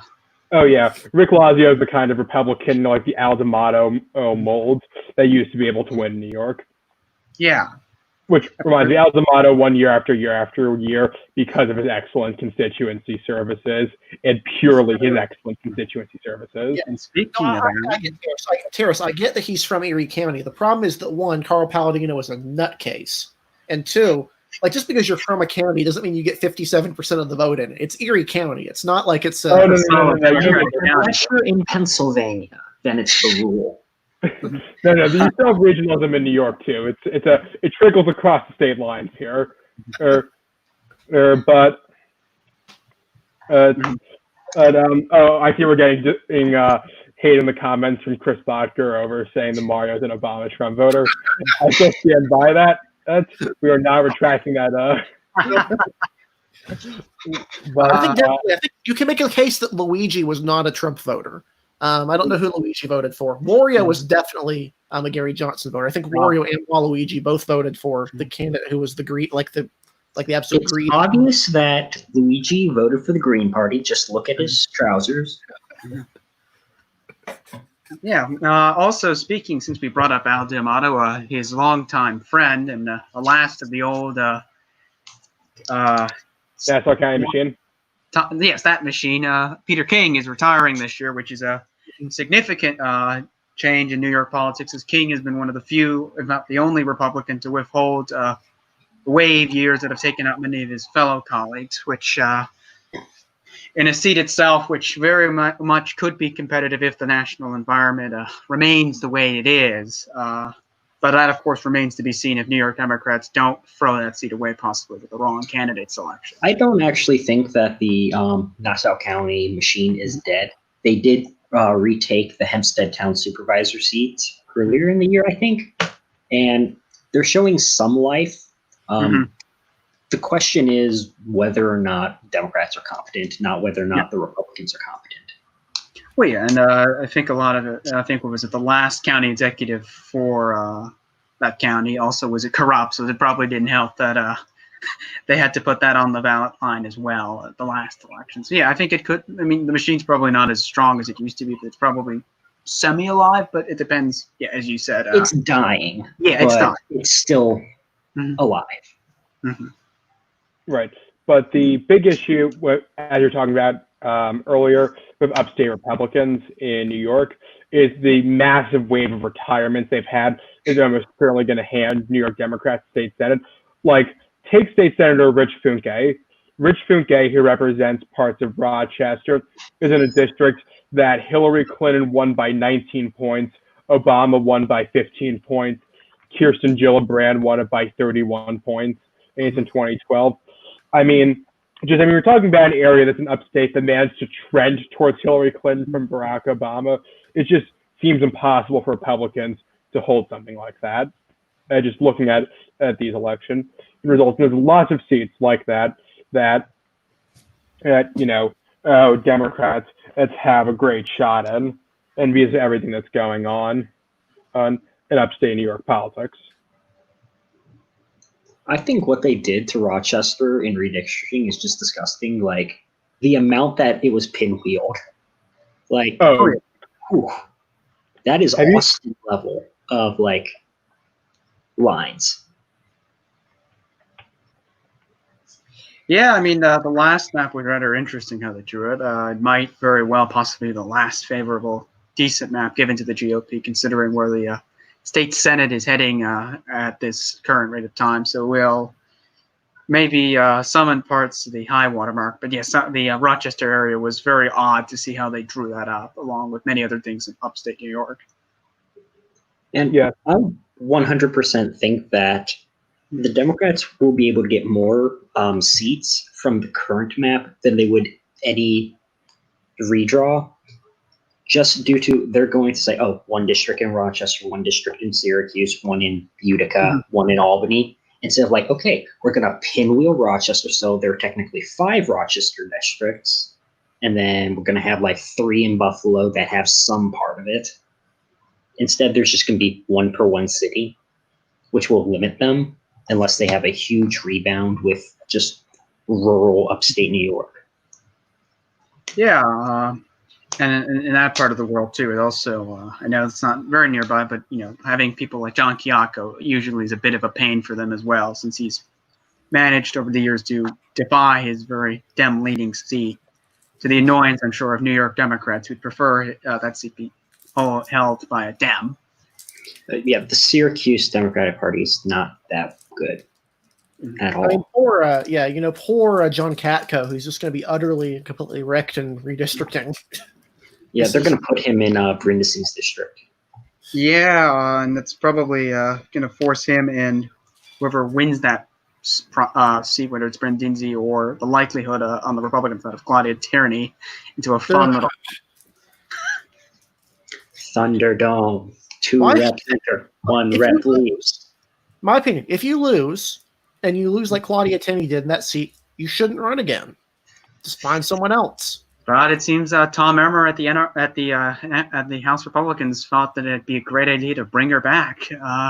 But the mantra of more women, it seems, falling as the line of why they wanted her, even losing a safe Trump seat to come back, which really makes no sense at all. Tom Emmer is just not cut out for this. No, he's not. Well, no one wanted the job. That's the Mimi problem. Walters wanted the job. There's no rule that says that you have to be an elected official. Well, and the person who ran against Elmer is Ann Wagner, who probably would be much better at this job if she's in a seat that's, one of these type of seats Republicans are running into problems with. Suburban upscale seat. She ran, lost. She almost lost that she didn't expect to in 2018.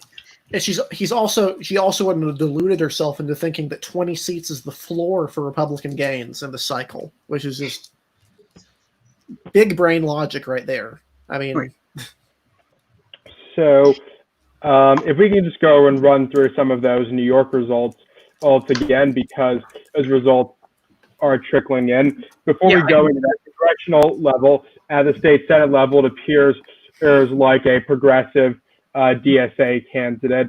It's what Jimani Brisport, I believe is his name, has upset Tremaine Wright, something like that, a long time Democratic incumbent. But going through congressional district results, there are still no results reporting from the 1st district. In the 9th district, we have all the precincts in. Yvette Clarke has won a majority. And since you can expect to win absentee ballots, it's very safe to say that she's won this, particularly considering that Bunkadeko is only at 23%. It appears lightning struck close to once in the bottle for Bunkadeko and not again in this primary. This is not to interrupt you, Adam. We just also have numbers now finally from New York 27th also has finally trickled in. Oh, I'll just speed up. New York 12, all the precincts are in. Maloney's at 42%, Suraj Patel's at 38%, so it's coming down to absentee ballots there.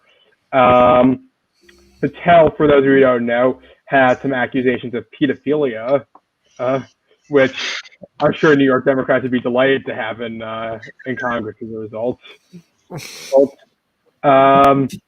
In New York's 15th congressional district, as I just reiterate, with all the results in, and for the night, Richie Torres at 29%, Blake at 18%, Ruben Diaz at 15%, Samelius Lopez at 13%.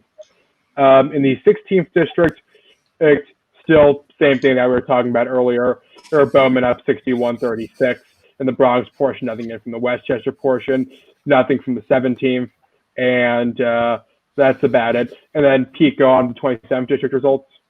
Yes, the results have finally we finally have gotten something in from the 27th. Currently, Chris Jacobs is currently leading Nathan McCurry 60-35, but it's very small votes right now. But so far, currently total 873 votes already. Interesting, because the New York Times is a little bit more updated. Oh, they just had a big vote dump. Okay, so this is from the this is from New York's own election website. That's what I'm reading. Okay, so I'm looking at New York Times. Chris Jacobs has taken the lead now. He has 58.8% of the vote. Mhm. 3,000 votes. Nate McMurray is 39.6, 2,000 votes. Jacobs has a big lead in Niagara County. Yeah. He's up by over 1,000 votes there, and he's narrowly losing in Monroe. Monroe is a county that McMurray probably has to win with around like 55% of the vote if he's going to carry that district. So good start if you're Chris Jacobs, and also if you're the Democratic Party, because you could take that Senate seat away. Yeah, and I mean, it looks as if the nightmare that the people of New York 27th have had is looking very likely to end tonight. With Congressman, looks like Jacobs. We don't want to call anything, but it looks pretty certain he will be the congressman. And it's now interesting to see how Jacobs is, since there's been some controversy with his views on abortion in Republican ranks, as he, I believe, was one of the more pro-choice Republicans in the legislature. But yeah, I mean, it's a good result for the people of that seat who've had to deal with having no representative and having a former representative who broke the law. Yep. The issue of abortion in Republican politics was always interesting, especially in blue states. Like, part of the reason why Nicole Malliotakis is not doing as well as she should be doing is because she's pro-choice. Or at least was when she was on, I want to say, the New York City Council? Or was it the Assembly? She was pro-choice as recently as when she ran for the mayor's race as well. Wow. I mean, before you have to be that on the city. I mean, most of the people on the city council could probably be Democrats if they wanted to be, like the ones that are in actual mainland, New York. I mean, you had the guy who was in Democrat or Republican who flipped parties to Democrat, and the city council, I think, of the middle of the decade or towards the end of last one. It's hard to win as a Republican if you're pro-life in New York. Yeah, there's only 3, I believe, on the council at the current moment, and only 1 is not from Staten Island. Yeah, that would be the guy that ran for a public advocate, Ehrlich. Ehrlich, yeah. Yeah. Are you talking about Eric Ulrich for public advocate? Yeah. Yes, we are. Yeah, Eric Ulrich, who public advocate is a nominally nonpartisan position, so everyone has to write their own ballot line to appear on. So Ulrich probably benefited from not having Republican next to his name. And, Ulrich came in second, I want to say, for that. He did. Which was a well-run campaign. It's just hard to win as a Republican in New York. Yeah. Yeah, and I mean, he ran a good campaign. He's termed out. My guess is that a lot of Republicans will probably try and push him to run for the mayoral race in 21. Whether that's semi-competitive or not, we'll have probably, as Adam will know, depend on who the Democrats choose in that case. One little bit, I'm going to go back to Kentucky real quick because the numbers obviously aren't final. The ballots aren't in. If you're Amy McGrath right now, I don't think you're really happy with where you're at in terms of the vote. Louisville is still not in. None of Louisville is in. I'm going to go ahead and pull this up just to show. Very big underperformance by her so far. Yeah, I mean, with all the money she spent, it's really kind of pathetic. So you see the map here. McGrath is purple. Charles Booker is green. That's a bad map for McGrath at this moment. Fayette is not in. Louisville is not in. Those are the 2 biggest cities in the state. Looks like and she's obviously in the 6th district, which would basically be end game. Yeah, I mean, but look at some of these counties here where she's winning. She's winning with like Floyd County. There's there's barely any votes at all. I mean, look at this Elliott County, not many votes. I mean, and then these areas around here, like if I'm McGrath, I'm concerned by this. Look at this ring around Louisville, Oldham County, Shelby, Nelson. Actually, Oldham is one of the richest counties in the country. People be surprised to look at how kind of wealthy that part of Kentucky is, but these are all going for Charles Booker. Louisville is is where people are thinking that is the strongest point. It's not necessarily that you're losing the urban areas. It's more that the rural areas are a checkerboard when they're supposed to be like 80-20 in her favor. Yeah. And like, that's how she won. Yeah. You can survive losing, say, Lexington or Louisville. You just have to make sure you blow the water out everywhere else. I mean, that's what she did in the primary for her congressional race, right? Is that Jim Gray won Fayette, but she won all the rural areas around it. Ooh, and granted, this is a tiny portion of the votes. Look at the this is like 10% is what that looks like to me. But no Louisville, no Lexington. Ooh, I mean, she's turned off her Facebook ads apparently. Frankly, I think whoever runs, this is such an embarrassment, and Mitch McConnell is cleaning up in his primary. Obviously, he was expected to, but he's pulling 87% of the vote. Oh, And his approvals, people think that he's still as unpopular as he was. His approvals are about even at this point. I think the interesting thing about the McConnell race is the places he is doing the places he's doing the worst are the traditionally Republican areas of the state. Like the stuff that was Republican back in the 1800s. He is still not liked for some reason by a portion of the Republican base because of perceived slights from a decade ago. It's frankly, in my opinion, delusional at this point. And I think most people have recognized it, which is why he's doing he's cleaning up in his primary and he's going to win. Even if people don't necessarily approve of him, he's almost breaking even at this point in approval. I would not be surprised if he wins the Senate race by 20 points, just based on what I've seen. I mean, he's going to track very closely to where Trump goes, in my opinion. He's probably going to do very well in the eastern coal fields where he's never done well. Might win LA County for the first time. I mean, it's a waste of money. Democrats, not only have they wasted money on Amy McGrath, she might not even win her primary. It's going to go to Charles Booker, who supports the Green New Deal, Medicare for all, gun control. Like, those are 3 no's in Kentucky. Like, you support a assault weapons ban? That's really bad in Kentucky. You support the Green New Deal. You want to get rid of coal in Kentucky. That's... in mining communities, and Politico had a piece about this, I want to say a couple months ago, where in mining communities, economic diversity means you have coal, iron, and copper. And just getting rid of one, that's just killing certain areas. Yeah. And I think there's a point where you've got to be honest about what you're saying, is that if you're willing to just say we're going to get rid of coal, that's fine. You just can't expect you're going to win those areas. And I don't expect Booker would win Elliott County. I mean, if that's his platform, he's the progressive choice. McGrath, honestly, was running as a liberal anyway. McConnell had pages and pages of oppo on her. He was running ads with her saying that she's the most liberal person in Kentucky, which apparently she's not if you look at the primary results. But, I mean, it's frankly humiliating. I want to know who these people are voting for, like Marianne Tobin and any of these other random people is what I want to know. But, Mike Rowe here is actually a legit candidate. I know that. He's been basically doing town halls in coal country.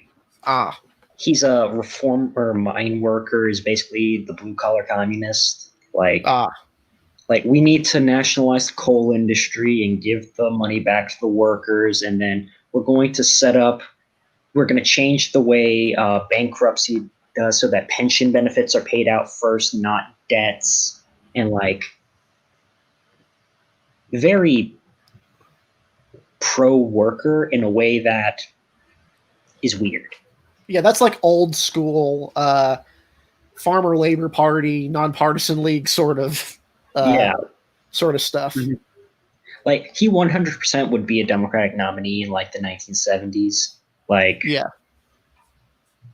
he's kind of like weird populist in like the Richard Ojeda way, which is where he's. Also, just of note, we can finally say the Elections Daily decision desk has decided to call the New York 27th race. So we are now Elections Daily feels confident in answering that, just since that was mentioned a few minutes ago. Yeah, and that's no surprise. The 27th, no surprise at all. Given the lean of that district, it is by Republican standards. A good district in New York is like R+6. That district is like R+12. It's I mean it's one of the few areas in the state I think Obama would have won, or not Obama, McCain. So not a huge surprise there. Definitely, I don't know if the what they call him, the Republicans call him a deranged socialist loser. I don't know if that stuff is what worked or if it was just the Republican lean of the seat. But Republican lean. Yeah. Yeah. Lane. Mhm. I was some of the NRCC people on Twitter are nasty. Like they go at it with people. They're frustrated. They live in DC. They like they can't go anywhere without seeing like some super liberal thing. Like Yeah. Mhm. I mean, and I get it. I mean, I at the same time, I don't even think we the should have Republican spent. areas of Nova are liberal. Yeah. Mhm. I mean, I get wanting to keep Barbara Comstock in there. I liked Barbara Comstock. I think she was a great representative, but at the same time, blowing $10 million in the race, you're going to lose by 10. Just as a vanity project from consultants who are upset that they're going to be surrounded by liberals now is not the best idea. Yeah, I no, can see something happening like they're all tired of being surrounded by liberals, so they all pack their bags and move to Frederick County, Maryland, and that turns Frederick blue. Also, we may have our first close result of the night. That is Carol Maloney, just mentioned I believe half an hour ago, was leading by 10. That margin is now decreased. There are no more election precincts to report, but now mail balloting will decide her fate. Current results have Maloney at 12,377 votes, and Surel Patel at 11,553 votes. And that's, of course, without them absentees in. Yeah, Carolyn Maloney is a white Democrat. She's facing a lot of the same issues other Democrats have faced. Her seat is majority white. It's parts of parts of Manhattan and I think parts of Queens, maybe a little bit of Brooklyn. I think it contains Trump Tower. Yeah, Roosevelt Island has it's one of the wider areas in the district, but she's apparently doing pretty poorly in the Queens portion of the district, Queens and she's down by Brooklyn. about 7%. Yeah. One of her problems is she's an anti-vaxxer, which during the pandemic is not a good position to have. Yeah. Like she's the east side of Manhattan. It's the highest per capita income of all congressional districts. Obviously, it's overwhelmingly Democratic, like every other district in New York City proper, save for maybe Grace Meng's district, which is only D+16 in Cook PVI. Like all the other ones are, even in an election Republicans won in New York, they would be losing every single district in the city. This is no exception. So obviously, that's not great for her. She's also been notable for gun control. She's not necessarily the most knowledgeable person on the issue. I believe she was the infamous Tucker Carlson clip. I think that was her. Carlson, where this was back when he wasn't a nutcase, or he wasn't openly a nutcase like right now, where he asked her about barrel shrouds, what a barrel shroud was, and she said it was the shoulder thing that goes up. And he was like, no, that's not what it is. There are all sorts of memes of what the shoulder thing that goes up was. I remember one of them being the Predator, the Predator shoulder gun was what it was. But so I think if you're a progressive in New York, or at least if you're the Working Families Party, you got to be pretty confident with some of these numbers that you're at least getting a good fight in against some of the more entrenched incumbents in the area. Yeah, and her margin even in Manhattan and New York County by 11 isn't really that great for what she really should be running on right now.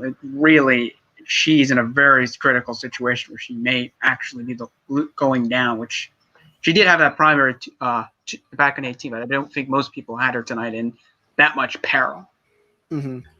And I mean, we've got some more results out of New York 27. We already called this race. I just want to mention it because they're interesting. So Morris coming from Orleans County, and so Chris Jacobs is now up to 66% of the vote. He's winning Orleans County 2,241 votes to 571. So that's a pretty substantial margin. Obviously, we've called the race. It's going to be interesting to see what the margin is because 66% is pretty good. I mean, for given turnout and all sorts of different things, but if obviously New York's fusion balloting is going to play a big role in the future. I like fusion voting personally. South Carolina has it. They don't use it nearly as much as New York does, but the Working Families Party kind of got neutered under Andrew Cuomo. They got very angry at him because he kind of had them side with some entrenched people, and then he basically just kicked them to the curb after they all won. They're trying to kind of put their influence in, kind of make themselves as a player, kind of like the old Liberal Party was back in the day. Yeah, Cuomo hates all the minor splinter parties. The Cuomos are the reason the Liberal Party doesn't exist anymore. Yeah. I mean, I love New York politics. The fusion parties result in some weird elections. Like you had the Senate election, multiple Senate elections where you had, like for example, you had a Republican and a Democrat on the ballot. Yeah, Javits, he ran as the Liberal, and the Republican won a race as a result. Yes, the Conservative. Yeah. The great James Buckley won a Senate race, I believe in 74. 70. I want As to the say Conservative, that Mario Cuomo barely lost the mayor's race as a Liberal member. As a Liberal, against, against Coach. Yeah. Obviously, Giuliani was endorsed by the Liberal Party. Bloomberg was endorsed by the Liberal Party. The Conservative Party has kind of been relegated to mostly just supporting Republicans. They don't really throw their weight around unless it's like a Didi Scasafava situation where the Republican is just so unacceptable to them that they run their own nominee. Or I actually drew this. If you go to the Wikipedia page for the 1970 race, the Buckley race, I drew that map. It's interesting to see where the actual places that voted for the Republican Charles Goodell are today still the strongest Republican portions of the state. It's that area on the southern tier around Erie and whatnot. And just for those who may not know, Charles Goodell is the father of the NFL commissioner, Roger Goodell, if that's your fun trivia fact of tonight's election. Yeah. And of course, Buckley was beaten later by Daniel Patrick Moynihan, who was kind of a legendary, I think respected generally by liberals and conservatives. I know a lot of people like the National Review types respected his views on culture. He was generally seen as a serious figure, and I think Republicans were all right with, even though Buckley was they were all right. All things considered, they take Moynihan over a Chuck Schumer or a Kirsten Gillibrand. Yeah, it's basically the equivalent of the 1988 election in Connecticut, where conservatives backed Lieberman over Lowell Weicker. Yeah. Which is another place where fusion voting exists. Yeah. Yeah, we've been talking about fusion voting, Adam, your favorite. I'm a huge fan of fusion voting, much to the chagrin of various other people who don't think that there should be 7 parties on the ballot for only 2 candidates. I mean, just to talk about some of the more well-known examples. I'm sure you've already gotten to Cuomo in the mayoral race, the special election to replace RFK that James Buckley won. Yep, love Buckley. And then the Javits one where he ran as a liberal. 1980, yes, which cost Elizabeth Holtzman that election against D'Amato. Oh, though I will just add that Holtzman was she was not a great candidate for the way New York was at that time. She'd be a good fit now, but not then. Yeah. No, who replaced Holtzman in that seat? Who? Chuck Schumer. Yep. And he was ultimately the one who beat D'Amato. Yes. But we were actually talking about like the Cuomos. They hate these minor parties. At least Andrew Cuomo does. Oh, Cuomo wants that fusion voting. Yeah. Yeah. I mean, he got rid of the Liberal Party. They got rid of the Working Families Party for a while. He tried to. I think the Working Families Party has some grounds to go on tonight based on just they've done pretty well, I think, at these primaries, kind of throwing their weight around. The New York, the Carolyn Maloney race is a surprise, given how the upscale that district is. Richest in the country. It's the Upper East Side and parts of Brooklyn and Queens. And the allegations against Patel as well. Yeah. Yeah, well, she is an anti-vaxxer, as we mentioned before. That's not well known in the district, though. If we have some time, I think we actually got some comments I want to engage with. Oklahoma. 2 people are asking actually about Oklahoma next week's elections. I'm not too knowledgeable about Oklahoma. I think. Yeah. Oh, sorry. Stephanie Bice in the 5th district is going to be like the big one. I don't know if she has a contested primary. Her getting a good margin there would be great. She's their top tier recruit. She's a pretty quality candidate. Kendra Horn is one of the we wrote an article about this. We did a podcast about this. I believe Adam was on the podcast. where she has problems because she underperformed the gubernatorial. She underperformed the top of the ticket by a substantial margin. And it's still red. So if there's a Democrat that could lose, that could be, the equivalent of that Democrat in Kansas who lost in 2008. Yeah, that would be probably Kendra Horn. And she's not really done much to distinguish herself from the National Party in any way. That's kind of the big one. I don't think any of the other congressional races are competitive. She has recently started to buck the party. I believe she voted against the House proposal for coronavirus relief, the second round. Huh. She did, yeah. Yeah, she's not like a Joe Cunningham where she has local appeal, although I think Joe Cunningham is pursuing a pretty bad strategy right now where he's trying to make Nancy Mace look like she supports offshore drilling, which is dumb because she doesn't.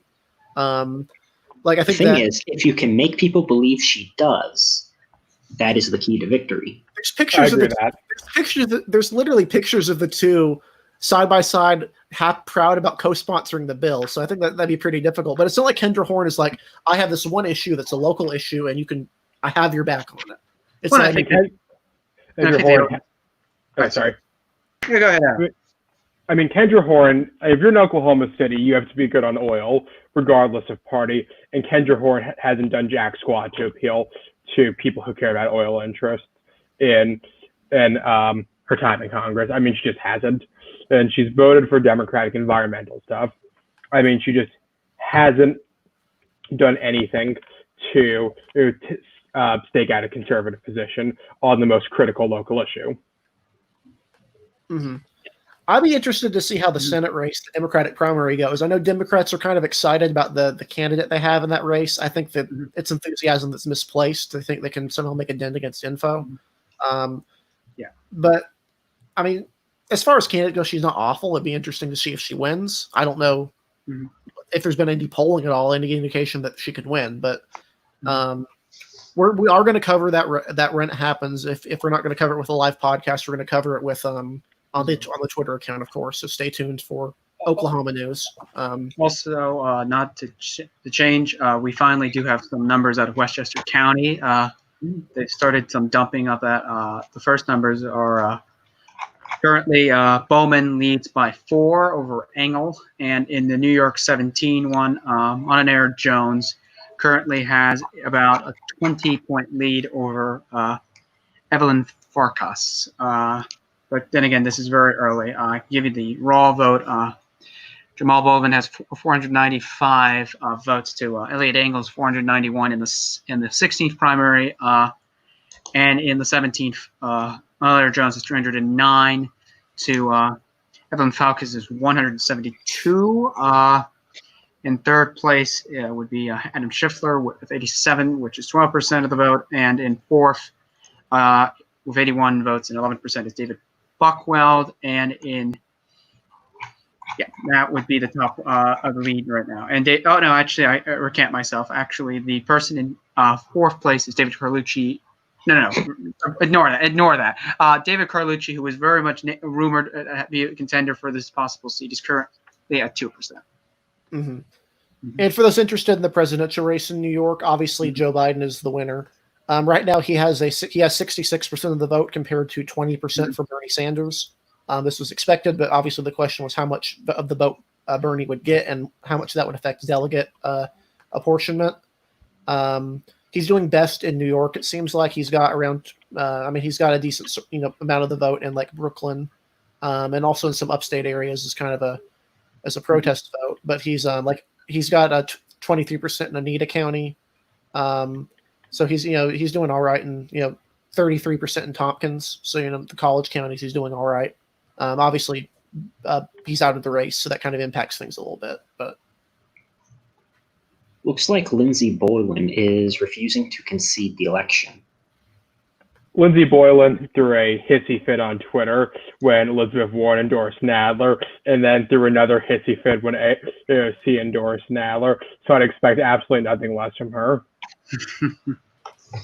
Yeah, her tweet basically says, going into tonight, we knew there would not be a decisive winner until all the mail-in ballots are counted next week. We are confident that once all the votes are counted, people's voices will be heard loud and clear.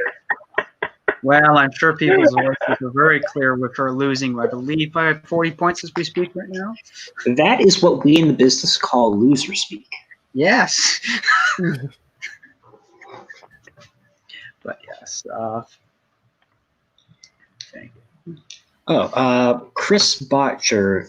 The reason why people are voting for Bernie Sanders is if he gets 25% of the delegates allocated, then his delegates have the ability to influence the national platform, even though the national platform is essentially meaningless. So that's why he's still trying to get people to vote for his delegates. Yeah, it's like the Ron Paul people who were convinced that if they just took over enough state delegations, if you actually read the platforms for both parties, you find a lot of weird niche things in there because you have some people's pet issues and then there's horse trading. It's very weird. Yeah. And then, the Republicans didn't even bother to update the platform this year. So the platform has said they oppose the current president and his overreaches. And one interesting thing, I don't know if Adam wants to talk about this. It's a little bit of a local race, but there is a competitive primary for the Queensboro president. I don't know if that's an interesting race at all, but there's that's just something to talk about. I don't know much beyond it outside of the borough president, which is the city equivalent of county executive, has absolutely no power whatsoever. It's a completely ceremonial position. And the Democratic establishment, to my knowledge, is behind Donovan Richards, Donovan Richards, who's a city councilman, but progressives is lined up behind Costas Constantides, who I also don't know anything about. Yeah, it's right now. It's Richards 38%, Crowley 28%. That's just because it was reasonably competitive. That's why I was. They used to have authority when there was a board of estimate. There's something called the Board of Estimate, right? Which was struck down, and that's when Staten Island decided they wanted to secede from New York. Basically all of the borough presidents at that point had the authority, had the single vote on it, and so that was kind of a way to equalize the authority of the people. And the problem is the Supreme Court looked at that and were like, yeah, that doesn't follow one man, one vote, and so they struck it down. Yeah, and so now it doesn't matter at all. It's like the public advocate office, which is just pointless. It's essentially the mayor. It's just a nice little job for the title, basically, at this rate. Why would you go from city councilman to borough president? That's one thing I don't get. Because you're automatically in the conversation for the next mayorship. Because being city councilman means that you have, I think, a 3-term limit, and so city councilmen do a lot of dumb things when they're about to be term limited. They know they have no opportunities for career advancement, so they figure, why not run in a race in a district I live 5 miles outside of? Unless this is 2000, I believe 8 or 9, when they decided to give themselves unlimited terms again. Got voted down, and then a year later. Or Michael Bloomberg decided that he wanted to have more terms. I, for one, think that there should be no term limits on the city council, but that's just my take. I hate term limits. They're awful. Democratic. They're awful. And I like them for executive officers. I don't like them for legislative officers. I think having too much power concentrated in the executive is a bad thing, but denying people the choice of their elected representative just because they've been there longer than you'd like I don't think that's cool. I don't like that. I have problems with the Branstad, you're staying in office for 30 years type, but people running for 3 terms, it's not that bad. There are some governors that I was like, if we could have a 3rd term of them, it'd be a lot better than their successor. Yeah. So just going through some of the Democratic primaries that are going on in New York at the more local level. Going back to that 25th district, Jabari Brisport has expanded his lead over Tremaine Wright. Brisport was endorsed by the DSA, and this is a major victory for them in this primary. Continuing looking through this, what else is there? There's some state assembly stuff which gave me a minute. There's been a primary challenger to State Assemblyman Mike Miller, who's been there forever. He's one of the last remaining pro-life New York Democrats, who's getting primary challenge from the left by Jennifer Rajkumar.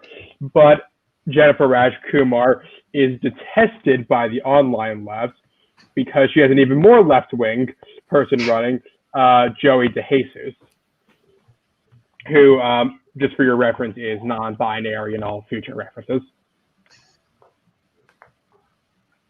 Well, let's see this.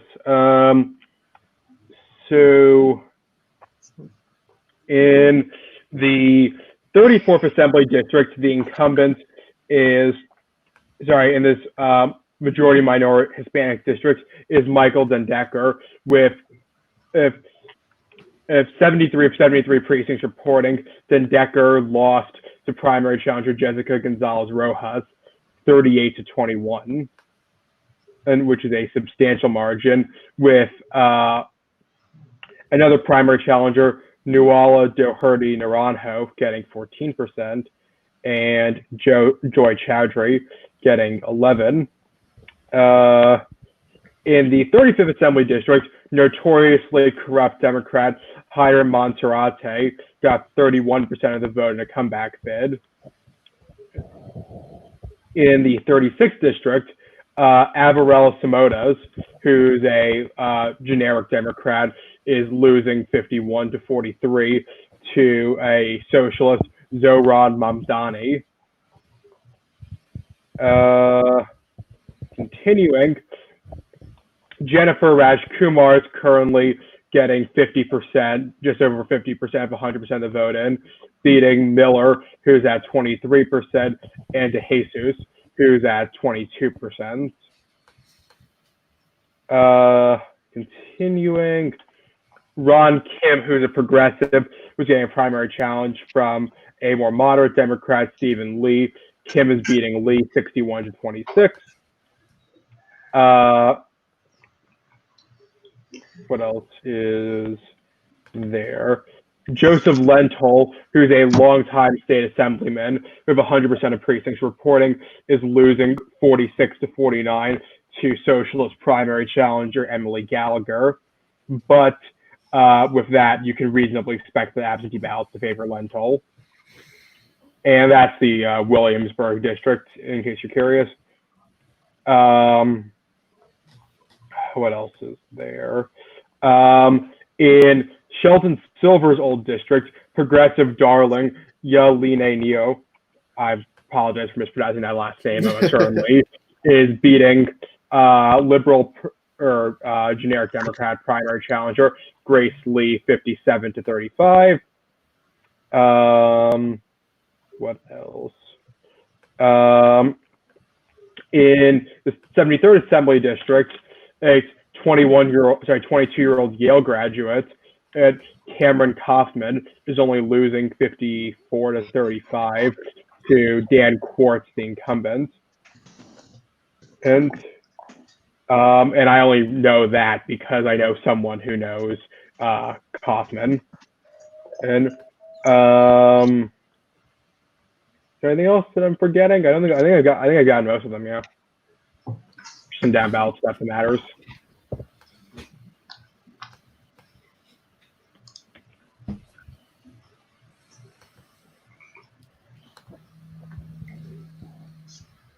So it looks like one of the last pro-life Democrats in New York is going down. But do we have any more results at the congressional level? Only know that Rockland has thrown in votes for the 17th primary. They've just, according to the state's website, the ones out of Rockland currently give Andre Jones with 1,578 votes compared to Adam P. Scheffler's 1,164. In third place in that seat is David Carlucci with 919. So that's currently what is out of Rockland with the 17th. in the neighboring seat with Angle, reports at the national level from credible media journalists seem to think that Bowman's camp thinks to think that they may pull it off tonight.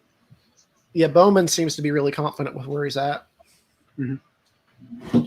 Which, of course, if he does pull it off, would be a significant upset to defeat a House chairman, very powerful Democrat would be very much the ripple wave of this cycle. Mm-hmm. That's going to be another factor Democrats might have to think of in redistricting is how they're going to draw so they can protect the incumbents from primary challenges. Mm-hmm. Yes, I'm going to say pretty confidently Maloney. Well, Maloney will actually probably end up shedding if she survives. He's probably going to dump some of the Queen's parts of her district and instead try to give her like Harlem. Or at least East Harlem if they can, because they probably figure that by having the minority parts of the district not be universally Hispanic, but be a mix of Hispanic and Black, it might be harder for them to coalesce around a primary challenger to her and allow. But that's significant potential for that. Also, the Hispanic parts of her district will certainly help shore up Nydia Velázquez, whose district is getting significantly whiter by the day. And especially if you they're probably going to throw one of the freshmen under the bus in redistricting. Rose are going to try to shore up, I think. Delgado, they'll try to shore up. Brindisi, they'll try to shore up. I think they're going to throw under the bus Richie Torres, even if he wins this, honestly. They're going to draw him into the same district as AOC. AOC is going to beat him. That'll be the end of it. Yeah, I don't think they're going to do many changes to the VRA districts, even though you could probably lower the minority percentage in those districts because the New York Black Caucus would throw a fit. Oh, yeah, they will. I think the big problem is if they lose 2, things get really wild into what they have to shift around. If they lose 1, you can make some changes, but if you lose 2, all of a sudden VRA stuff kind of radically changes. And historically, what they've done with 2 is they usually try and take 1 from each party, but that's historically been with the Republicans having the Senate as their bulk of a wall here, and obviously they won't have it in 2021 when the lines are redrawn, so it could be they won't even be close to having it. I mean, interesting who they have. If it's 2, who Democrats would have to throw under the bus. I mean, it's very possible the Dems could just see what's going on and just decide that they want to try to lock in. And, it's possible the Democrats just go extreme and say we want 21-4 in redistricting permanently. And it's very possible to do that. And that's probably sustainable with the current trends in New York. Eric? I think that Brindisi is going to be thrown in with Syracuse. I agree. I think that's bad. Ithaca will probably get drawn into that.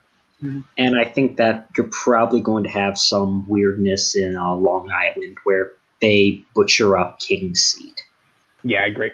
The thing about King's seat is that a lot of Long Island has a lot of purple areas, a lot of just deep blue areas, and a lot of blood red areas, and they're just not efficiently distributed from the Democrats' perspective. And the Democrats just pack all the blood red areas into one district. It's very doable. If you look at a precincts map of Long Island, it's very doable. Just pack all those blood red parts like Garden City and the township in Nassau County directly on the border with Suffolk on the South Shore. I'm just blanking on the name of it right now.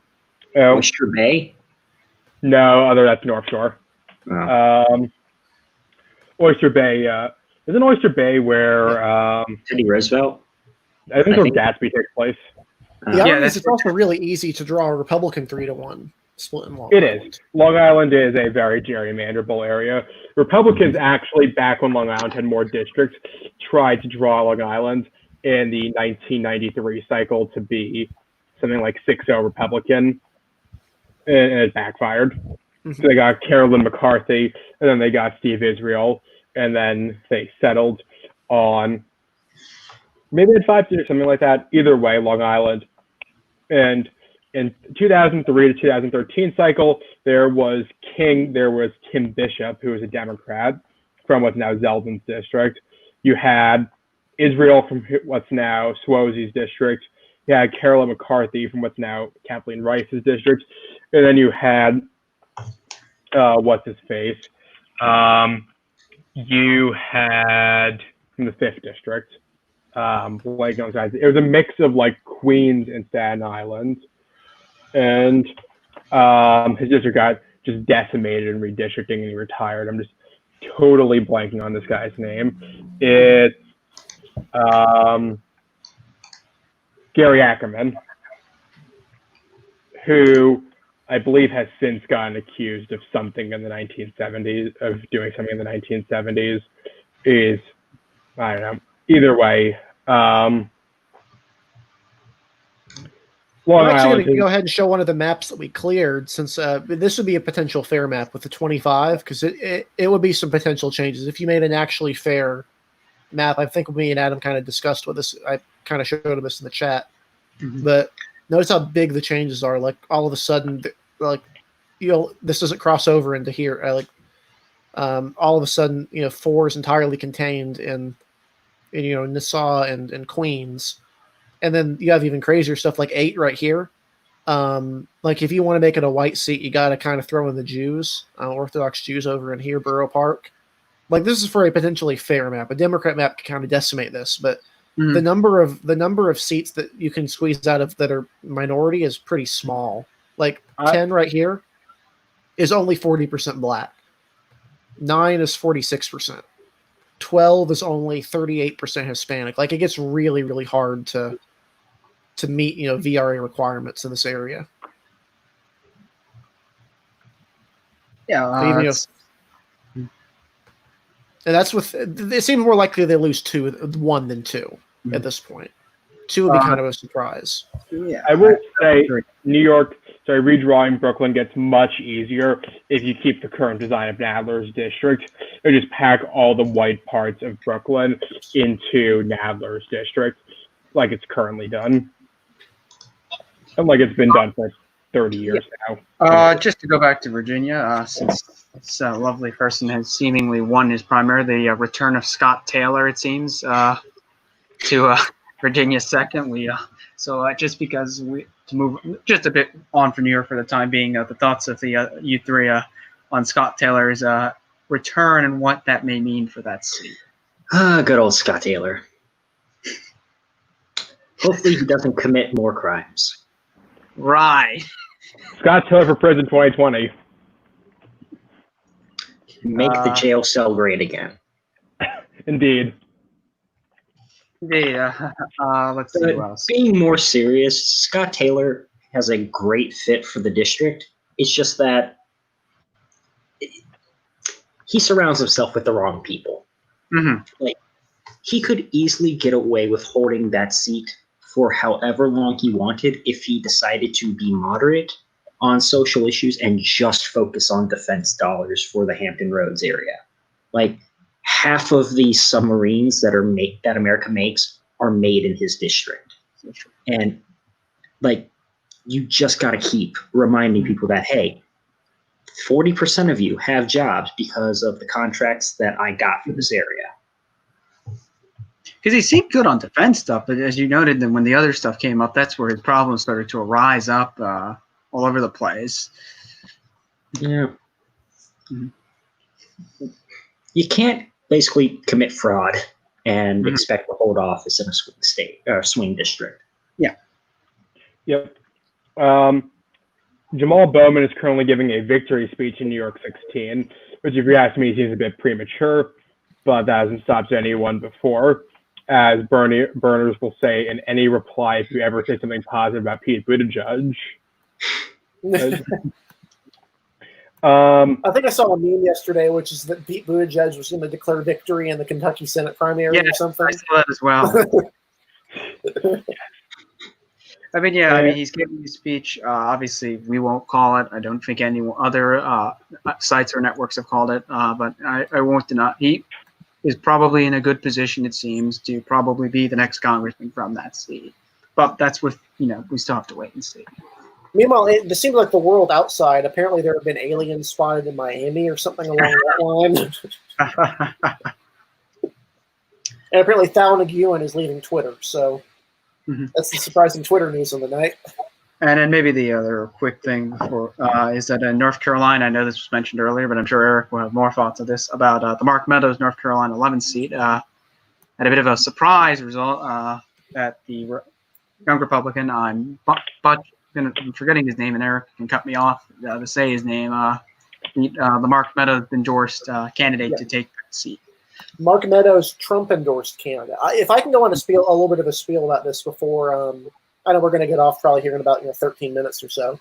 Yeah. But this was a surprise for me, but I've been writing for a while about, there's this idea on the right that Trump is the future, and not only is Trump the future, you have to go like extremely Trump. Like the future isn't just Trump, it's that like we're gonna pass an industrial subsidy, we're gonna pass wage subsidy, we're gonna expand that, we're gonna do all this stuff. And yet voters aren't voting in like crazy populist candidates usually.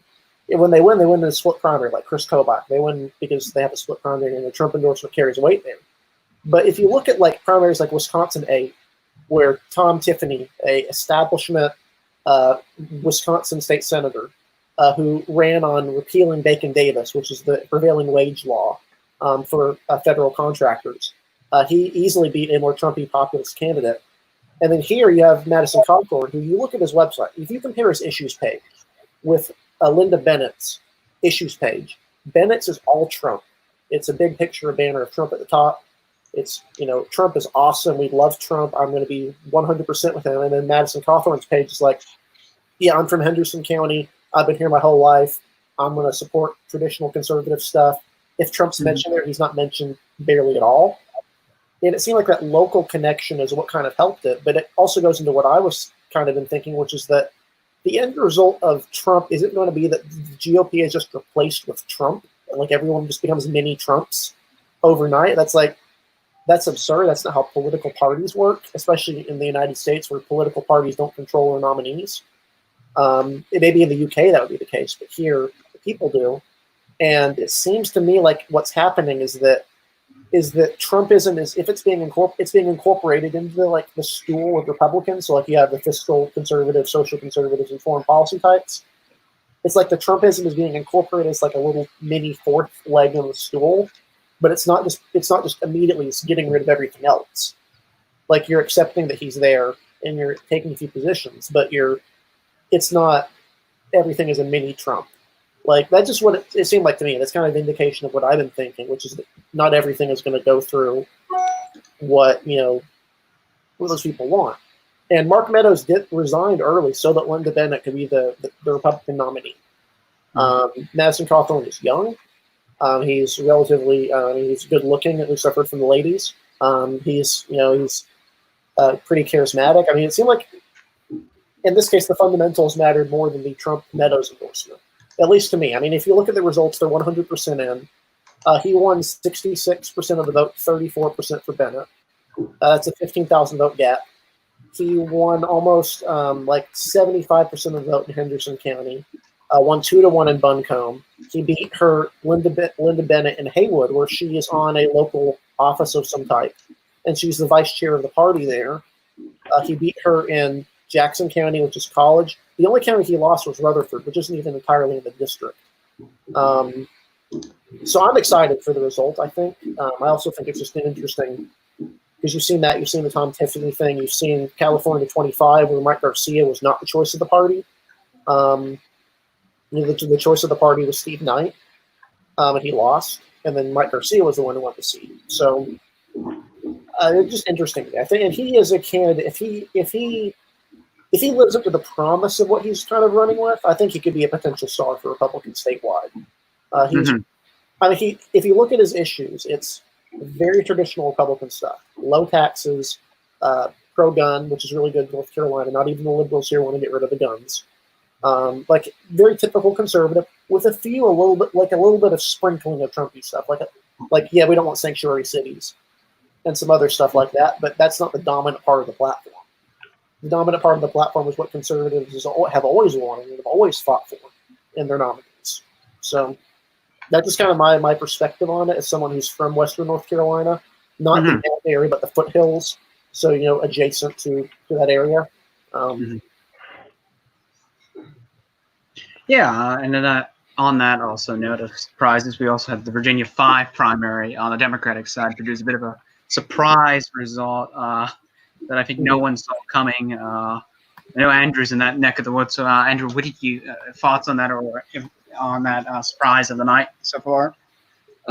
Basically, everyone expected Roger Dean Huffstetler to win. I expect him to win. I know his political director. I was VP of my college Dems. He was president of college Dems, so we're close. And it's a shock to basically everyone. But it basically comes down to Claire Russo had Emily's list in her corner.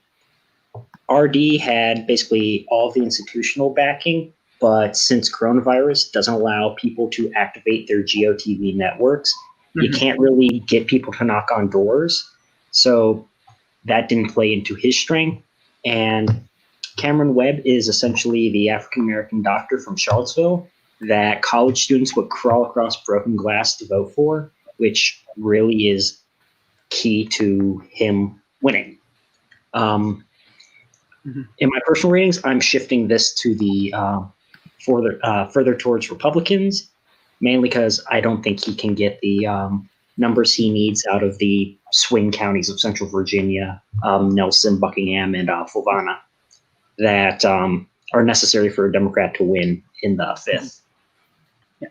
Should know with the 5th district, since this district seems to have a lovely turnover, that the last representative to win full more than one term in that district was Robert Hurt. Before he retired in 2017. Rob Hurt, he's the type of person who was 100% better suited to be a congressman in the 80s, back when things got done. When he was in the state legislature, he was a moderate member. He cared about education funding, getting infrastructure improvements in his rural district. He cared about revitalizing the old tobacco areas. And he really cared about people. He comes to the Congress in the midst of the Tea Party wave, beating Tom Perriello, and he's a party line vote and really hated Congress because nothing got done. So he retires. I recall when he retired, he didn't seem very happy about even being there in the first place, but he left. He's 100% someone who would have been a lot happier if earmarks were still a thing. Before him, we have the one term of Tom Perriello, essentially a blue dog Democrat. One, because Virgil Good is insane. The party switcher. And it's one of those things where I've met Virgil Good. Virgil Good is a nice person. The problem is 9/11 broke him. Yeah, he is an old school, one of the few actual legit paleocons that was in Congress. That's something we don't know about him. Honestly, he switched parties the correct way. He won as a Democrat, he switched to an independent, won as an independent, then switched to a Republican, and won as a Republican. That proved that they wanted him, not the label. Yeah, not like that guy from New Hampshire who switched from the Republican Party to the Taxpayers Party and then to the Independent and then to the Republican Party. And then Good's predecessor, Alec Payne, is actually someone I'm related to. Huh. Really?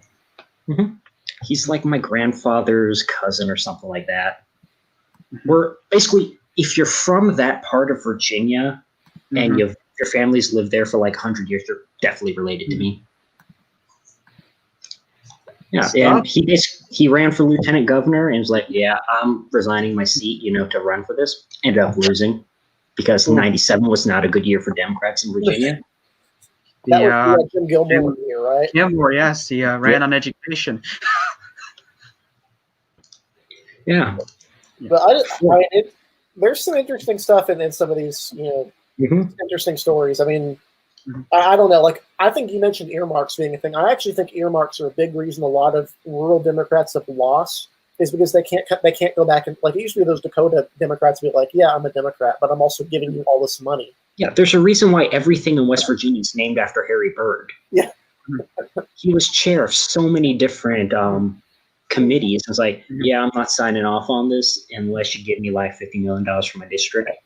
I mean, It was a lot of West Virginia was tolerated Rockefeller, who was a legit liberal, one of the most liberals in the Senate, because he was just giving them money. He's like, look, here's the deal. I'll vote for liberal stuff, but also give you a ton of federal money. And yeah, like how can you hate the guy that repaves your roads every 2 years? Another example of this would be Thad Cochran in Mississippi. Long time, earmarked man. I mean, got money for Katrina, was good with the African American community and getting them funding for a lot of projects. Good with the African American community in general. I mean, they very venerable for a Republican in Mississippi. Yeah, I mean they saved him against Chris McDaniel back in his last race. But yeah, I mean the earmarking. Yeah, honestly, the only place where earmarks still exist are essentially in the National Defense Authorization Act. Oh, yeah. Because everyone just like, okay, I want this program for my district. I want this one for this military base in my district. Like St. Mary's County went from a rural county in Maryland to a semi-suburban one, just because Steny Hoyer has directed so much federal funds to Pax River Naval Base. Mm-hmm. Like, it used to be just dirt airstrips where John Glenn and the Mercury astronauts just did their practice runs. Now they have like wind tunnels and like do insane stuff. Yeah. And, a good case would be Virginia with Norfolk. All the reps in that area tend to be on the Armed Services Committee, and they every day continuously get the city of Norfolk more money with naval matters. I mean, there's a reason it's called the Virginia-class submarine. I mean, that only applies to places with considerable military stuff, like Virginia's 1st District or any of the essentially every district, to be honest. You can find military bases everywhere. North Carolina is a huge military state. I mean, both you pretty much have to support because we have Fort Bragg, we have Camp Lejeune, and then we have a big marine installation in Elizabeth City, which is the same general area of the Hampton None Roads of the stuff area. is big military installations. Yeah.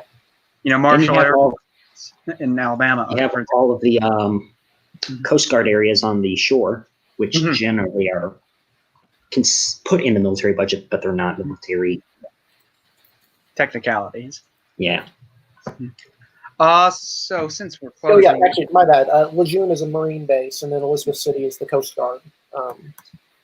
So Adam, sorry, Eric, finish. Sorry. That was all. I wanted to correct that because I needed to get that right.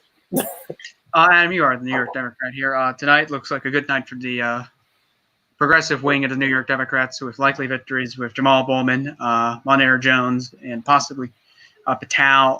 What is your reaction to the New York Democrat, and what do you think the establishment or the progressive wing could take out of this night? Well, as someone who I think you would probably agree is a pretty establishment person, I'm not happy with tonight's results.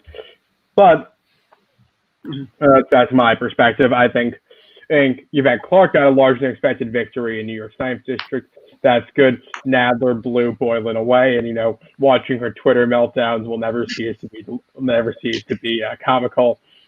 Oh, but Maloney does do a truly good job as a congresswoman, despite her questionable views on vaccines. And Suraj Patel is not the kind of person who you want in Congress. He just isn't. And you don't want people who you don't want 20-somethings who text 16-year-old gymnasts about, the kind of things that you can imagine what's going on there. Yeah, well, you do if you want Anthony Weiner to elect the Boogaloo. That's what you want.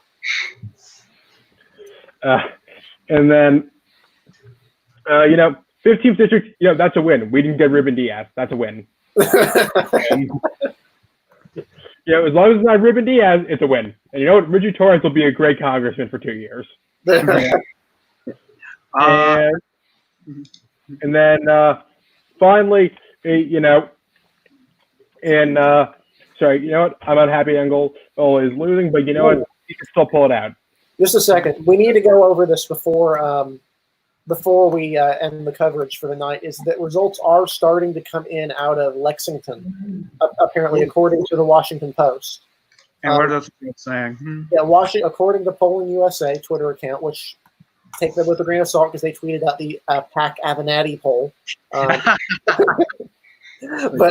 according to them, Washington Post has votes in from Lexington and they're a substantial lead for Booker out of Lexington County, which is or Fayette, which is Lexington.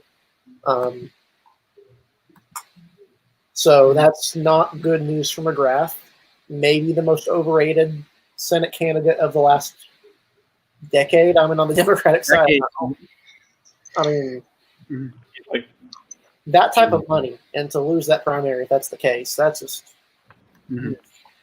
Yeah, I mean, it would be kind of hilarious to see all these months of her gifting for money to be losing her own primary to someone who really came out of this late, very late, Booker, who may be even more to the left of your average Kentucky Democrat, which still is something left. Yeah.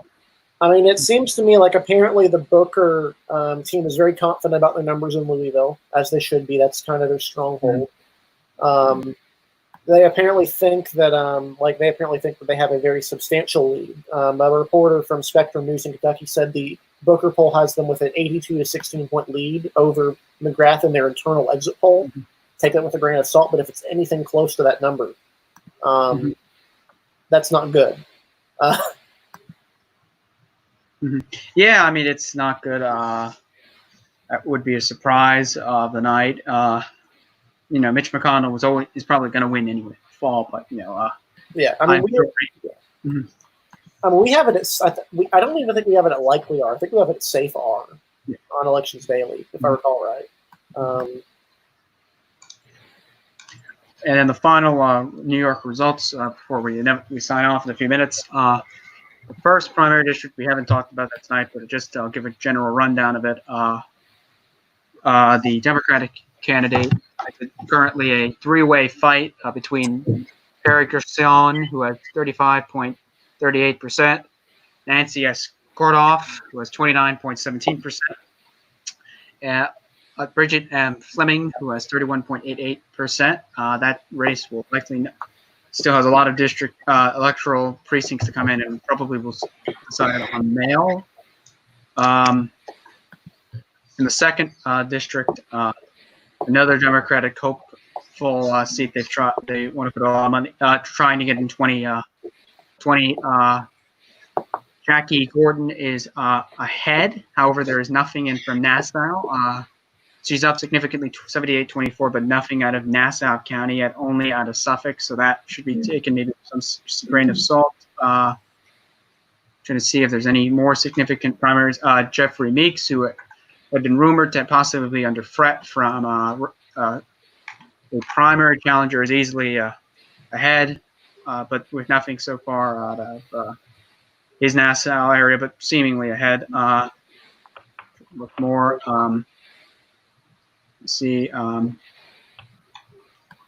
Yvetta Clark, another one who 2 years ago suffered a near scare, is comfortably winning Election Daily, has called her race, but the numbers so far seem that she's safely fine. In Nadler's seat, safely ahead. I know Adam's very happy about that, to see a Twitter meltdown by his primary challenger. And obviously, in the Carolyn Mahoney Patel race, a very close race that we probably won't know for some weeks, possibly because of the mess that COVID is this year. And then just in the seat of New York, 14. No, not New York 14. AOC won easily again, as expected, in her seat. New York 15, the Democratic worries of Ruben Diaz Sr., who would have been the most conservative Democrat in the House, are not to be worried of tonight, as it seems. Richie Torres has won decisively against both Diaz and Michael Blake in a very big win for Democrats across the country who can sigh a breath of relief. There's obviously then the 16th district where Jamal Bowman looks increasingly likely to take out the House Foreign Affairs chairman tonight. And a nearby seat, there's not a lot of numbers, but it looks very likely that Mondaire Jones is probably going to be the first, first ever African American gay representative. And then if I don't think there's anything significant left across the board, and then finally, as we called a few hours ago, New York 27th was won by Chris Jacobs. So that's the rundown of New York. By considerable margin at that. Yes. First, so far tonight hasn't been terrible. Give even New York some credit. Even though some of the counties have been slow, they have been fairly reasonable with the expectations put in by COVID. And of course, this is we need mail. Keep on. Both Kentucky and New York have a substantial amount of mail-in ballots that are outstanding that impact the ability to call any race that's remotely close. So, yeah, I think one of the under-discussed things is Engel's the Foreign Affairs Chair and Maloney's the Oversight Chair. So if they both lose, that'll lead to a big decrease in influence in New York. And Nina Lowry, the Appropriations Chairman, is already a chairwoman. Apologies, is already retiring. So New York could very much go from 4 to 1 in 1 year in terms of chairships, which would be very significant.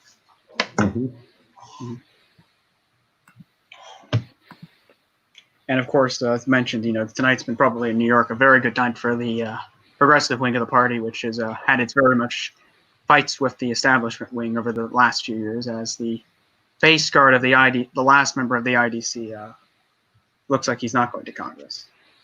Yes, and Adam corrected me. Vasquez is also a chairwoman. Thank you. So yes, I recant that. It would go from 5 down to 2. Okay. Thank you, Adam. all right. So I think we've gone a little bit over time. Obviously, we're going to keep you posted if anything changes over the next few days with some of these results. We'll, as soon as we find them, as soon as results start coming out of Kentucky, we'll probably start updating again tomorrow morning on whatever comes out of that. But yeah, thanks to everyone who showed up for this. I think this was really, really good. Some great results tonight, some surprising results. And thanks all for watching, and I guess we'll see you the next time we have primary. I don't know if we'll be doing it next week. We'll need to look at the states to see what ones are up there, but we'll definitely be continuing to provide live coverage in the future. Indeed, and just to point out that next week on July 3rd, Elections Daily will be having a vice presidential special show, so please do watch. And thank you to all who watched, and thank you to you three for being a good company tonight. Yep, same to all of you, and also thanks to Joe for showing up earlier for some of the stuff that he showed about Virginia earlier. So, yep, with that, we'll probably close off the broadcast for tonight. And again, thanks for showing up, and make sure to subscribe, like the video, and we'll see you next time. Thank you all. Adios.